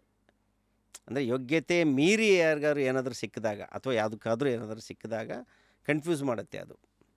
ಕೆಲವೊಮ್ಮೆ ಉಲ್ಟಾ ಹಿಂಗೆ ನೋಡಿದಾಗ್ಲೂ ಎಷ್ಟೋ ಡಿಸರ್ವಿಂಗ್ ಇರೋದಕ್ಕೆ ಅದು ಸಿಕ್ಕಿಲ್ಲದೆ ಇದ್ದಾಗ ಅದು ಅನಿಸುತ್ತೆ, ಹಂಗಾರೆ ಏನು ದೇವ್ರಿಗೆ ಇವ್ರು ಎಲ್ಲಿದೆ, ಅಷ್ಟೆಲ್ಲ ಮಾಡಿದ್ರೂ ಅದಕ್ಕೆ ಸಿಕ್ಕಿಲ್ಲ ಅಂತ ಅಂದಾಗ ಸಿಗಬೇಕಿತ್ತಲ್ಲ. ಆ್ಯಕ್ಚುಲಿ ಒಳ್ಳೆಯವ್ರಿಗೆ ಒಳ್ಳೆಯದೇ ಆಗುತ್ತೆ ಅನ್ನೋದಾದರೆ ಹಿಂಗೆ ಆಗಬೇಕಿತ್ತಲ್ಲ, ಕೆಟ್ಟವನಿಗೆ ಕೆಟ್ಟದ್ದೇ ಆಗುತ್ತೆ ಅನ್ನೋದಾದರೆ ಇವನಿಗೆ ಹಿಂಗೆ ಆಗಬೇಕಿತ್ತಲ್ಲ, ಅವ್ನು ಚೆನ್ನಾಗೇ ಇದ್ದಾನೆ. ಯಾರೋ ಒಳ್ಳೆಯವನು ಅಂತ ಅನ್ನಿಸ್ಕೊಂಡು ಅವ್ನಿಗೆ ಕೆಟ್ಟದಾಗಿದೆ. ಈ ದೇವರು ಅನ್ನೋದೊಂದು ಏನೋ ಕರ್ಮ ದೇವರು ಅದೆಲ್ಲ ಇದ್ದರೆ ಹಿಂಗೆ ಆಗಬಾರ್ದಲ್ಲ, ಇದು ತಪ್ಪಲ್ಲ ಅದು ಅಂತ. ಯಾರೋ ಒಬ್ಬ ಕೆಟ್ಟ ವ್ಯಕ್ತಿ ಜಾಲಿಯಾಗಿ ಖುಷಿಯಾಗಿದ್ದಾನೆ, ಎಲ್ಲ ಮಾಡ್ಕೊಂಡಿದ್ದಾನೆ, ಏನೋ ಮಾಡ್ಕೊಂಡಿದ್ದಾನೆ, ಯಾರೊಬ್ಬ ಒಳ್ಳೆಯ ವ್ಯಕ್ತಿ ಸಫರ್ ಆಗ್ತಾ ಇದ್ದಾನೆ ಅಂತ ಅಂದಾಗ ಹಂಗಾರೆ ಎಲ್ಲಿದೆ ಈ ಗಾಡ್ ಅನ್ನೋ ಕಾನ್ಸೆಪ್ಟ್, ಎಲ್ಲಿದೆ ಅಂತ ಇಲ್ಲೇ ಬರಬೇಕಲ್ಲ ರಿಸಲ್ಟು ಅಂತ ನಾನು ಕೇಳೋದು. ನೀವು ಅದು ಕೇಳಿದ್ರೆ ಯಾರು ಫಿಲಾಸಫಿ ಬೇರೆ ದೇವ್ರ ನಂಬರ್ ಅವರು ಏನೋ ಬೇರೆ ಒಂದು ಹೇಳ್ಬೋದು, ಇಲ್ಲೆಲ್ಲಮ್ಮ ನೆಕ್ಸ್ಟ್ ಅಲ್ಲೆಲ್ಲೋ ಇನ್ನೊಂದು ಲೋಕದಲ್ಲಿ ಹೋದಾಗ ಶಿಕ್ಷೆ ಇಲ್ಲಿ ಎಂಜಾಯ್ ಮಾಡ್ತಿರ್ಬೋದು ಕಾನ್ಸೆಪ್ಟ್ ಇದೆ. ಹಳೆ ಹಿಂದಿನ ಜನ್ಮದಲ್ಲಿ ಏನೇ ನಂಬೋರ್ಗೆ ಇವೆಲ್ಲ ಅಲ್ಲಿ ಮಾಡಿದ್ದು ಇದ್ರ ಫಲ ಇದು, ಇಲ್ಲಿ ಮಾಡಿರೋದ್ರದ್ದು ನೆಕ್ಸ್ಟು. ಸೊ ಐ ಥಿಂಕ್ ಇವೆಲ್ಲ ಏನಂದರೆ ಅದು ಇದಕ್ಕೆ ನನ್ನನ್ನು ಅದನ್ನು ಕನ್ಫ್ಯೂಸ್ ಮಾಡಿ ಇಟ್ಬಿಟ್ಟಿದೆ ನನ್ನನ್ನು. ತುಂಬ ಒಳ್ಳೆಯ ಜನಗಳನ್ನು ನೋಡಿದ್ದೀನಿ, ಅವ್ರಿಗೆ ಏನೇನೋ ಅನ್ಯಾಯ ಆಗಿರೋದನ್ನ ನೋಡಿದ್ದೀನಿ ನಾನು. ಎಷ್ಟೋ ದುಷ್ಟರನ್ನ ನೋಡಿದ್ದೀನಿ, ಆರಾಮಾಗಿದ್ದಾರೆ ಅವರು. ಆವಾಗ ಆಮೇಲೆ ಅದು ಈಗ ಸಕ್ಸಸ್ ಅಂತ ಬಂದಾಗಲೂ ಅಷ್ಟೇ, ಯೋಗ್ಯತೆ ಇಲ್ಲದಲೇ ಇರೋರಿಗೆ ಸಕ್ಸಸ್ ಸಿಕ್ಕಿರುತ್ತೆ, ಯೋಗ್ಯತೆ ಇದ್ದವ್ರು ಪಾಪ ಎಷ್ಟೋ ಜನ ಮೂಲೆ ಗುಂಪಾಗಿ ಹೋಗ್ಬಿಟ್ಟಿದ್ದಾರೆ. ಇದೆಲ್ಲ ನೋಡಿದಾಗ ಇದು ಸರಿನಾ ಅದು ಸರಿನಾ ಅದು ಸರಿ ಅಂದರೆ ಈ ಒಳಗಡೆ ತಾಕಲಾಟ ಜಾಸ್ತಿ, ಯೋಚನೆ ಮಾಡೋದು ಜಾಸ್ತಿ ಅಲ್ಲೋ. ಬೇಸಿಕಲಿ ಡೈರೆಕ್ಟ್ರು ಎಲ್ಲದನ್ನೂ ವಿಶ್ಲೇಷಣೆ ಮಾಡ್ದಲೇ ಒಪ್ಕೊಳ್ಳೋವಂಥ ಮನಸ್ಥಿತಿ ಇಲ್ಲ ನಮಗೆ. ವಿಶ್ಲೇಷಣೆ ಮಾಡ್ದಲ್ಲಿ ಏನನ್ನೂ ಒಪ್ಕೊಳ್ಳಲ್ಲ ನಾನು, ಅದು ಬೈ ಡಿಫಾಲ್ಟ್ ಬಂದ್ಬಿಟ್ಟಿದೆ ಚಿಕ್ಕ ವಯಸ್ಸಿಂದ. ಅದು ಡೈರೆಕ್ಟರ್ ಆಗಿರೋದ್ರಿಂದ ಅಂತೂ ಅದು ಇನ್ನೂ ಜಾಸ್ತಿ ಅನಲೈಸ್ ಮಾಡ್ದಲ್ಲೇ ಯಾವುದು ಕನ್ವಿನ್ಸ್ ಆಗೋದೇ ಇಲ್ಲ ನನಗೆ. ಸೊ ಈ ದೇವರು ಅನ್ನೋ ಟಾಪಿಕ್ ಬಂದಾಗ ಈ ಥರ ಅನಲೈಸೇಷನಲ್ಲಿ ನನಗೆ ಕ್ಲಾರಿಟಿ ಸಿಕ್ಕಿಲ್ಲ, ಅನುಭವ ಒಂದೇ ಕೊಡುತ್ತೆ. ಕ್ಲಾರಿಟಿ ಸಿಕ್ಕಿಲ್ಲ, ಹಂಗಾಗಿ ಅದು ಹಂಗೆ ಡಿಲೆಮಾ ಹಿಂಗೆ ನಿಂತ್ಕೊಂಡ್ಬಿಟ್ಟಿದೆ ಅದು. ಬಹುಶಃ ನನಗೆ ಯಾಕೆ ಸಿಗೋದೇ ಇಲ್ಲ ಕ್ಲಾರಿಟಿ ಇದಕ್ಕೆ. ನನಗೆ ಹೊಳ್ದಿರೋದು ಇಷ್ಟು ಹೇಳ್ಬೋದು ಸರ್, ನಿಮ್ಮ ಅನುಭವಕ್ಕೆ ಏನು ಬಂದಿದೆಯೋ ಅದೇ ನಿಮ್ಮ ಸತ್ಯ. ಅಲ್ಲ ಅಷ್ಟೇ ಅಂದರೆ ನೀವು ನೋಡಿರೋದು ಬೇರೆಯವ್ರದಕ್ಕಲ್ಲ, ನಿಮ್ಮ ವೈಯಕ್ತಿಕ ಜೀವನದಲ್ಲಿ ನಿಮಗೇನು ಸಿಕ್ಕಿದೆಯೋ ಅದೇ ನಿಮ್ಮ ಸತ್ಯ. Ultimately that is called truth ಅಲ್ವಾ. ಅವರವರ ಅನುಭವನೇ ಅವ್ರಿಗೆ ಸತ್ಯ, ಅದೇ ನಿಮ್ಗೆ ಅದು ಒಂದು ಬೆಳಕಿನ ಅದೇ ಏನಾಗುತ್ತೆ. So I think amazing sir. And ಇನ್ನೂ ಕಾಣದ ರಸ್ತೆಗಳು, ಅದು ಕೊಡೋ ತಿರುವುಗಳು, ಆ ತಿರುವಿನೊಂದಿಗೆ ಸಿಗೋ ಎನ್ಲೈಟನ್ಮೆಂಟ್ ಅಂತೀವಿ. ಐ ಥಿಂಕ್ ಅದೇ ಜೀವನ ಕೊನೆಯವರೆಗೂ ಒಂದು ಸೀಟ್ ತುದಿ ಕೂಡ್ಸಿರುತ್ತೆ. So enjoy the ride. ತುಂಬ ಜೋಕಿಗೆ ಹೇಳ್ತಾ ಇದ್ದೆ ಇನಿಷಿಯಲ್ ಡೇಸಲ್ಲಿ. ನಾಟ್ ಔಟ್ ಅಂತಾನ ಅಲ್ಲ, ಯಾರಾದರೂ ನಿಮಗೆ ಏನು ಡೈರೆಕ್ಷನ್ ಇದು ಯಾವುದೋ ಸಿನಿಮಾ ಇಂಡಸ್ಟ್ರಿ ಅದು ಇದೆಲ್ಲ ಯಾಕೆ ಬೇಕು, ಏನು ಗ್ಯಾರಂಟಿನೇ ಇಲ್ಲ, ಏನಾಗುತ್ತೆ ಗೊತ್ತಿಲ್ಲ, ಅನ್ಪ್ರೆಡಿಕ್ಟಬಲ್ಲು ಅಂದರೆ ಅದಕ್ಕೆ ನಾನು ಸಿನಿಮಾ ಡೈರೆಕ್ಟರ್ ಆಗಬೇಕು ಅಂತ ಆಸೆ ಅಂತ. ಅಂದರೆ ನನಗೆ ಮುಂಚೆಯಿಂದನೂ ಅಷ್ಟೇ ಅನ್ಪ್ರೆಡಿಕ್ಟಬಿಲಿಟಿ ಅನ್ನೋದು ನನಗೆ ತುಂಬ ಇಷ್ಟ. ಈಗ ಆಯಿತು, ನಾನು ಈಗ ಏನು ಇಂಜಿನಿಯರಿಂಗ್ ಓದ್ಬಿಟ್ಟು ಹೋಗೊಂದು ಜಾಬಿಗೆ ಸೇರ್ಕೊಂಬಿಟ್ರೆ life will become very predictable. ಏನು ಟ್ವಿಸ್ಟು ಟರ್ನು ಏನೂ ಇರಲ್ಲ, ಎಲ್ಲ ಬೋರಿಂಗ್ ಆಗಿಬಿಡುತ್ತಲ್ಲ ಅಂತ.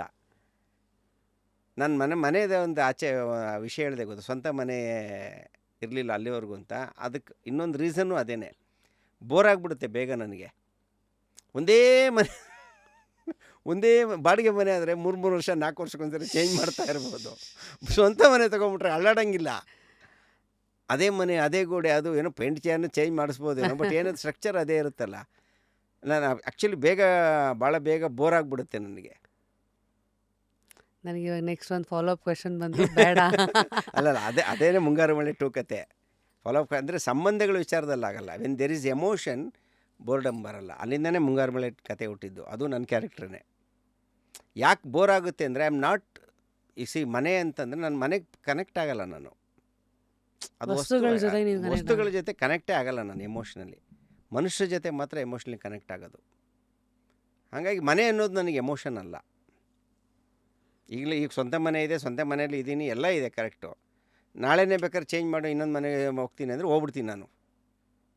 ಅಯ್ಯೋ ಸ್ವಂತ ಮನೆ ಇದನ್ನು ಬಿಟ್ಟು ನನಗೆ ಇಲ್ಲೆಲ್ಲ ಹಿಂಗೆ ನಡೀತು ಹಂಗೆ ನಡೀತು ಆ ಥರದ ಅದೆಲ್ಲ. ಎಮೋಷನ್. ಮನೆ ಜೊತೆ ಎಮೋಷನ್ ಇರಲ್ಲ, ಗಾಡಿಗಳ ಜೊತೆ ಎಮೋಷನ್, ವಸ್ತುಗಳ ಜೊತೆ ಯಾವುದ್ರ ಜೊತೆ ಎಮೋಷನ್ ಇರಲ್ಲ ನನಗೆ. ನೈಸ್. ಜೀವ ಇರೋದ್ರ ಜೊತೆ ಮಾತ್ರ ಎಮೋಷನ್. ಓ ಹೋ ಹೋ ಹೋ.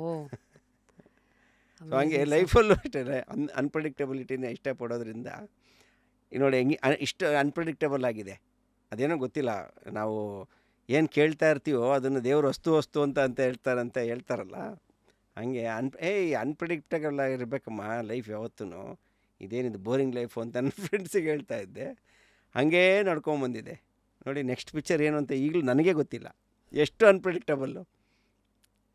ಇನ್ನೊಂದು 2 ತಿಂಗಳು ಬಿಟ್ಟು ನಾನು ಏನು ಮಾಡ್ತಿರ್ತೀನಿ, I really don't know. I think you enjoy this unpredictability. ಹಾಂ, ಅದೇ ಬೈ ಡಿಫಾಲ್ಟ್ ಅದನ್ನು ಮುಂಚೆಯಿಂದನೂ ಬಂದುಬಿಟ್ಟಿದೆ ಒಳಗಡೆ ಎಂಜಾಯ್ ಮಾಡೋದು. ಐ ಥಿಂಕ್ ಅದು ನಿಮ್ಮನ್ನು ಅಲೈವಾಗಿ ಅಲೈವಾಗಿ ಇಡುತ್ತೆ. ಉತ್ಸಾಹ ಜಾಸ್ತಿ ಇರುತ್ತೆ, ಗೆಲ್ಲಬೇಕು ಅನ್ನೋ ಉತ್ಸಾಹ ಜಾಸ್ತಿ ಇರುತ್ತೆ, ಕೆಲಸ ಮಾಡೋ ಉತ್ಸಾಹ ಜಾಸ್ತಿ ಇರುತ್ತೆ. ಅಫ್ಕೋರ್ಸ್ ಟೆನ್ಷನ್ ಇರುತ್ತೆ ಸ್ವಲ್ಪ, ಅದಿರ್ಬೇಕು ಆ್ಯಕ್ಚುಲಿ. ಎಲ್ಲೋ ಒಂದು ಪ್ರೆಷರ್ ಇರಬೇಕಲ್ವಾ, ನಾವೇನಾದ್ರು ಒಳ್ಳೆ ಕೆಲಸ ಮಾಡಬೇಕು ಅಂದರೆ. ಹೌದು ಸರ್. ಎಲ್ಲ ಇದ್ಬಿಟ್ರೆ ಲೇಸಿ ಆಗಿಬಿಡ್ತೀವಿ. ನಿಜ ಸರ್. ಮಜ್ಜಿಗೆಗೂ ಅದು ಕಡಿದ್ರೇ ಬೆಣ್ಣೆ ಬರೋದು ಸರ್. ಹಾಗಾಗಿ ಇಲ್ಲಾಂದರೆ ಮಜ್ಜಿಗೆ ಒಂದು ಕುಡುಗೋಲಿಲ್ಲ ಅಂದರೆ, ಸೊ ನೀವು ಮಜ್ಜಿಗೆನೋ ನೀವೇ ಕುಡುಗೋಲು ಬೇರೆಯವ್ರ ಪಾತ್ರದಲ್ಲಿ ಬೇರೆಯವ್ರ ಜೀವನದಲ್ಲಿ, ಅದು ಐ ಥಿಂಕ್ ದೃಷ್ಟಿಕೋನಕ್ಕೆ ಬಿಟ್ಟಿದ್ದು, ಮತ್ತು ಲೈಫ್ನ ಹೇಗೆ ನೋಡ್ತಾ ಇದ್ದೀರಾ ಅನ್ನೋದಕ್ಕೆ. Continue the journey and wish you the best. And until next time ನಮ್ಮ ಶೋನಲ್ಲಿ ಒಂದು ಪ್ರತೀತಿ ಬರುವಂಥ ಎಲ್ಲ ಸೂಪರ್ ಗೆಸ್ಟ್ಗಳಿಗೆ ಒಂದು ಪುಸ್ತಕ ಕೊಡ್ತೀವಿ. ಸೊ ತಮಗೆ ಯಾವ್ದು ಕೊಡೋದಂತ, ಕಾನೂರು ಹೆಗ್ಗಡತಿ ಓದಿದಿರಿ? ಹಾಂ, ಓದಿದ್ದೀನಿ. ಸರಿ, ಅಲ್ಲ ಏನು ಓದಿದ್ರು ಎಲ್ಲ ಮರ್ತೋಗಿರುತ್ತೆ ಇವಾಗ, ಅವಾಗ ಓದಿರೋದು. ಆ ರೀತಿಯೇ ಕೊಡ್ತೀನಿ. ಮತ್ತೆ ಮೆಲುಕು ಹಾಕಿ ಫಿಲ್ಮೇ ನೋಡಿದ್ದೀನಲ್ಲ, ಹ್ಞೂ ಫಿಲ್ಮು ಮಾಡಿದ್ದಾರೆ ಅದು. ಹ್ಞೂ ರೇಷ್ಮೆ ಬಟ್ಟೆ, ಅದು ಮೋಸ್ಟ್ಲಿ ಓದಿಲ್ಲ ಅನಿಸುತ್ತೆ. ಅದು ಕೊಡ್ಲಾ? ಅದು ಕೊಡಿ. ಯುಗಾರಿ ಕ್ರಾಸ್ ಓದಿದ್ದೀನಿ. ಇದು ವಸುಧೇಂದ್ರ ಅವರು ಬರೆದಿರುವಂಥ ರೇಷ್ಮೆ ಬಟ್ಟೆ. ಇದು ಒಂದು ಅವಾರ್ಡ್ ವಿನ್ನಿಂಗ್ ಇದೆ. ಸೊ ಇದನ್ನು ಈಗ while I write something for you sir, 3 ವ್ಯಕ್ತಿತ್ವಗಳನ್ನು ನಾಮಿನೇಟ್ ಮಾಡಿ ಯಾರನ್ನು ನಾವು ಜಸ್ಟ್ ಕ್ಯೂರಿಯಸ್ಗೆ ಕರೆಸ್ಬೇಕು. ಅಲ್ಲ, ನಮ್ಮ ಹಂಸಲೇಖ ಅವ್ರು ಕರೆಸ್ಬೋದು ನೀವು, ನಮ್ಮ ಗುರುಗಳನ್ನು.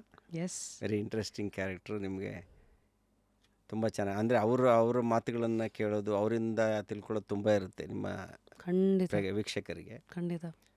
ಹಂಸಲೇಖ ಅವರು, ಅರ್ಜುನ್ ಜನ್ಯನ್ ಕರೆಸ್ಬೋದು. ನಾನು ಮತ್ತು ಅವ್ರ ಎಕ್ಸ್ಪೀರಿಯೆನ್ಸು ತುಂಬ ಯೂಸ್ ಆಗುತ್ತೆ. ಅವ್ರ ಲೈಫ್ ಜರ್ನಿನೂ ತುಂಬ ಚೆನ್ನಾಗಿದೆ. But is also very philosophical, ಅಂದರೆ almost similar to my thoughts. ಅಷ್ಟೇ ಮೆಚ್ಯೂರ್ಡ್ ವ್ಯಕ್ತಿ. ಏರಿಳಿತ ನೋಡಿದ್ದಾರೆ ಆಮೇಲೆ ಅಷ್ಟೇ ಎರಳಿತ ನೋಡಿದರೆ. And is a very honest person. ನಿಮಗೆ ಅರ್ಜುನ್ ಮಾತಾಡೋವಾಗ ನೋಡಿದ್ರೇ ಗೊತ್ತಾಗುತ್ತೆ. ಫೇಕ್ ಮಾಡೋ ಕ್ಯಾರೆಕ್ಟರ್ ಅಲ್ಲ, ಫೇಕಾಗಿ ಮಾತಾಡೋದು ಅದು ಇದು ಎಲ್ಲ ಚೆನ್ನಾಗಿ ಓಪನ್ ಆಗಿ ಎಕ್ಸ್ಪ್ರೆಸ್ ಮಾಡ್ತಾರೆ. Is a very humble man, very kind. ಅದರ ಅರ್ಜುನ್ ಕರೆಸ್ಬೋದು. ಅರ್ಜುನ್ ಇಬ್ಬರು ಮ್ಯೂಸಿಕ್ ಡೈರೆಕ್ಟ್ರೆ. ಮೂರನೇವರು ಜಯಂತ್ ಕಾಯ್ಕಿಣಿ ಕರೆಸ್ಬೋದು. Wonderful suggestions. ಅವರು ಅವರು ಅಷ್ಟೇ ಜ್ಞಾನಕೋಶ. ಜಯಂತ್ ಕಾಯ್ಕಿಣಿ ಅವರು, ಅವ್ರ ಲೈಫ್ ಎಕ್ಸ್ಪೀರಿಯೆನ್ಸು, ಅವರ ಅನಲೈಸೇಷನ್ ತುಂಬ ಇದೆ. ನನಗೆ ಅಂದರೆ ವೈಯಕ್ತಿಕವಾಗಿ ನನಗೆ ಇವ್ರು 3 ಜನ ಜೊತೆ ಮಾತಾಡೋದು ನನಗೆ ವೈಯಕ್ತಿಕವಾಗಿ ತುಂಬ ಇಷ್ಟ. ಎಷ್ಟೊತ್ತು ಬೇಕಾದ್ರೆ ಕೂತ್ಕೊಂಡು ಮಾತಾಡ್ತೀನಿ ಅವ್ರ ಹತ್ರ. ನೀವು ಕೆದಕೋ ವಿಚಾರಗಳೇನು? ಉದಾಹರಣೆಗೆ ಜಯಂತ್ ಕಾಯ್ಕಿಣಿ ಸರ್ ಜೊತೆಗೆ ಇಲ್ಲ, ಅವ್ರ ಜೊತೆ ಎಲ್ಲ ಬರೀ ಸಾಹಿತ್ಯಕ್ಕೆ ಸಂಬಂಧಪಟ್ಟಿದ್ದೆ. ಪರ್ಸನಲ್ ಲೈಫ್ದೆಲ್ಲ ಏನು ಮಾತಾಡೋಕ್ಕೆ ಹೋಗಲ್ಲ. ಸಾಹಿತ್ಯದ್ದೇ ಇದೆ, ಬರವಣಿಗೆ, ಹಾಡು, ಸಿನಿಮಾ, ಇದ್ರ ಬಗ್ಗೆನೇ ಮಾತಾಡೋದು. 3 ಜನ. ಒಳ್ಳೆ ಸಜೆಷನ್ಸ್. ನಿಮ್ಗೇನು ಬರ್ದಿದ್ದೀನಿ ಅಂದರೆ, dear Shashank sir, may life entertain you while your cinema entertains the world. ನಿಮ್ಮ ಅರಿವು ನಿಮ್ಮ ಗುರು. ಐ ಥಿಂಕ್ ಬಾಕಿದೆಲ್ಲ ನಿಮ್ಗೆ ಗೊತ್ತಿದೆ. ಎಂಜಾಯ್ ದ ಅನ್ಪ್ರೆಡಿಕ್ಟಬಿಲಿಟಿ ಆಫ್ ಅದು ಮಾಡ್ತಾನೆ ಇದ್ದೀವಿ. ಹೇಗೋ ಸರ್. ಆ್ಯಂಡ್ ಆಲ್ಸೋ ಒಂದು ಮ್ಯೂಸಿಕ್ ಪಿಲ್ಲೋ. ಮ್ಯೂಸಿಕ್ ಪಿಲ್ಲೋ ಫೋನನ್ನು ಇಲ್ಲಿ ಕನೆಕ್ಟ್ ಮಾಡ್ಬೋದು. ಏನು ಮ್ಯೂಸಿಕ್ ಬರುತ್ತೋ ಫೋನಲ್ಲಿ ಅದು ಪಿಲ್ಲೋಲ್ಲಿ ಬರ್ತಾ ಇರುತ್ತೆ, ನಿದ್ದೆ ಮಾಡ್ಬೋದು. ಹೌದಾ? Yes sir, yes. ಆ್ಯಂಡ್ ವಾಕಿಂಗಲ್ಲಿ ಮ್ಯೂಸಿಕ್ ಕೇಳೋದು, ನನ್ನ ಮಕ್ಳು ಕೇಳ್ಬೋದು ಇದನ್ನು. ಓಹೋ, ಮತ್ತು ಇದು lastly you can't fake in front of the camera ಅಂತ ಅದು ಮಾತಿದೆಯಲ್ಲ, ಕ್ಯಾಮ್ರಾ ಮುಂದೆ ಸುಳ್ಳು ಹೇಳೋಕ್ಕೆ ಸಾಧ್ಯ ಇಲ್ಲ. ಆ್ಯಕ್ಟರ್ಸ್ಗಳಿಗೆಲ್ಲ ಯೂಶಲಿ ಹೇಳ್ತಾರಲ್ಲ ಆ್ಯಕ್ಟಿಂಗೆಲ್ಲ, ಕ್ಯಾಮ್ರಾ ಎಲ್ಲ ಕ್ಯಾಪ್ಚರ್ ಮಾಡಿಬಿಡುತ್ತಪ್ಪ, ನಿಮ್ಮ ಆತ್ಮನೇ ಹಿಡಿಯುತ್ತೆ ಅಂತ. ಅವೆಲ್ಲ ನಿಜಾನೇನಾ? ಚಾನ್ಸೇ ಇಲ್ಲ. ಕ್ಯಾಮ್ರಾ ಮುಂದೆನೇ ಜಾಸ್ತಿ ಫೇಕ್ ಮಾಡೋದೆಲ್ಲರೂ. ಈ ಬಿಗ್ ಬಾಸ್ ಥರ ಆದರೆ ಮಾತ್ರ ಇಡನ್ ಕ್ಯಾಮ್ರಾ ಇಟ್ಟರೆ ಆವಾಗ ಓಕೆ. ಅವ್ರಿಗೆ ಗೊತ್ತಾಗ್ಬಿಟ್ರೆ ಕ್ಯಾಮ್ರಾ ಇದೆ ಅಂತ ಗೊತ್ತಾದರೆ ಫೇಕೇ ಜಾಸ್ತಿ ನಡೆಯೋದು.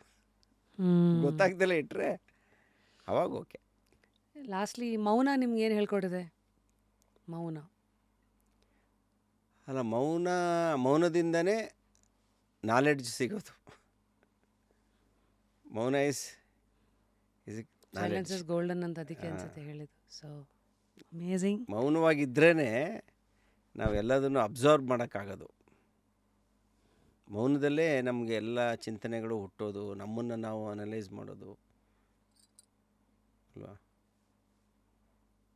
ನಾವು ಏನು ಬೇಕಾದ್ರೂ ಫೇಕ್ ಮಾಡ್ಬೋದು ಎದುರುಗಡೆ ಬೇರೆಯವ್ರಿಗೆ, ಪ್ರಪಂಚಕ್ಕೆ ಏನು ಬೇಕಾದ್ರೂ ಫೇಕ್ ಮಾಡ್ಬೋದು.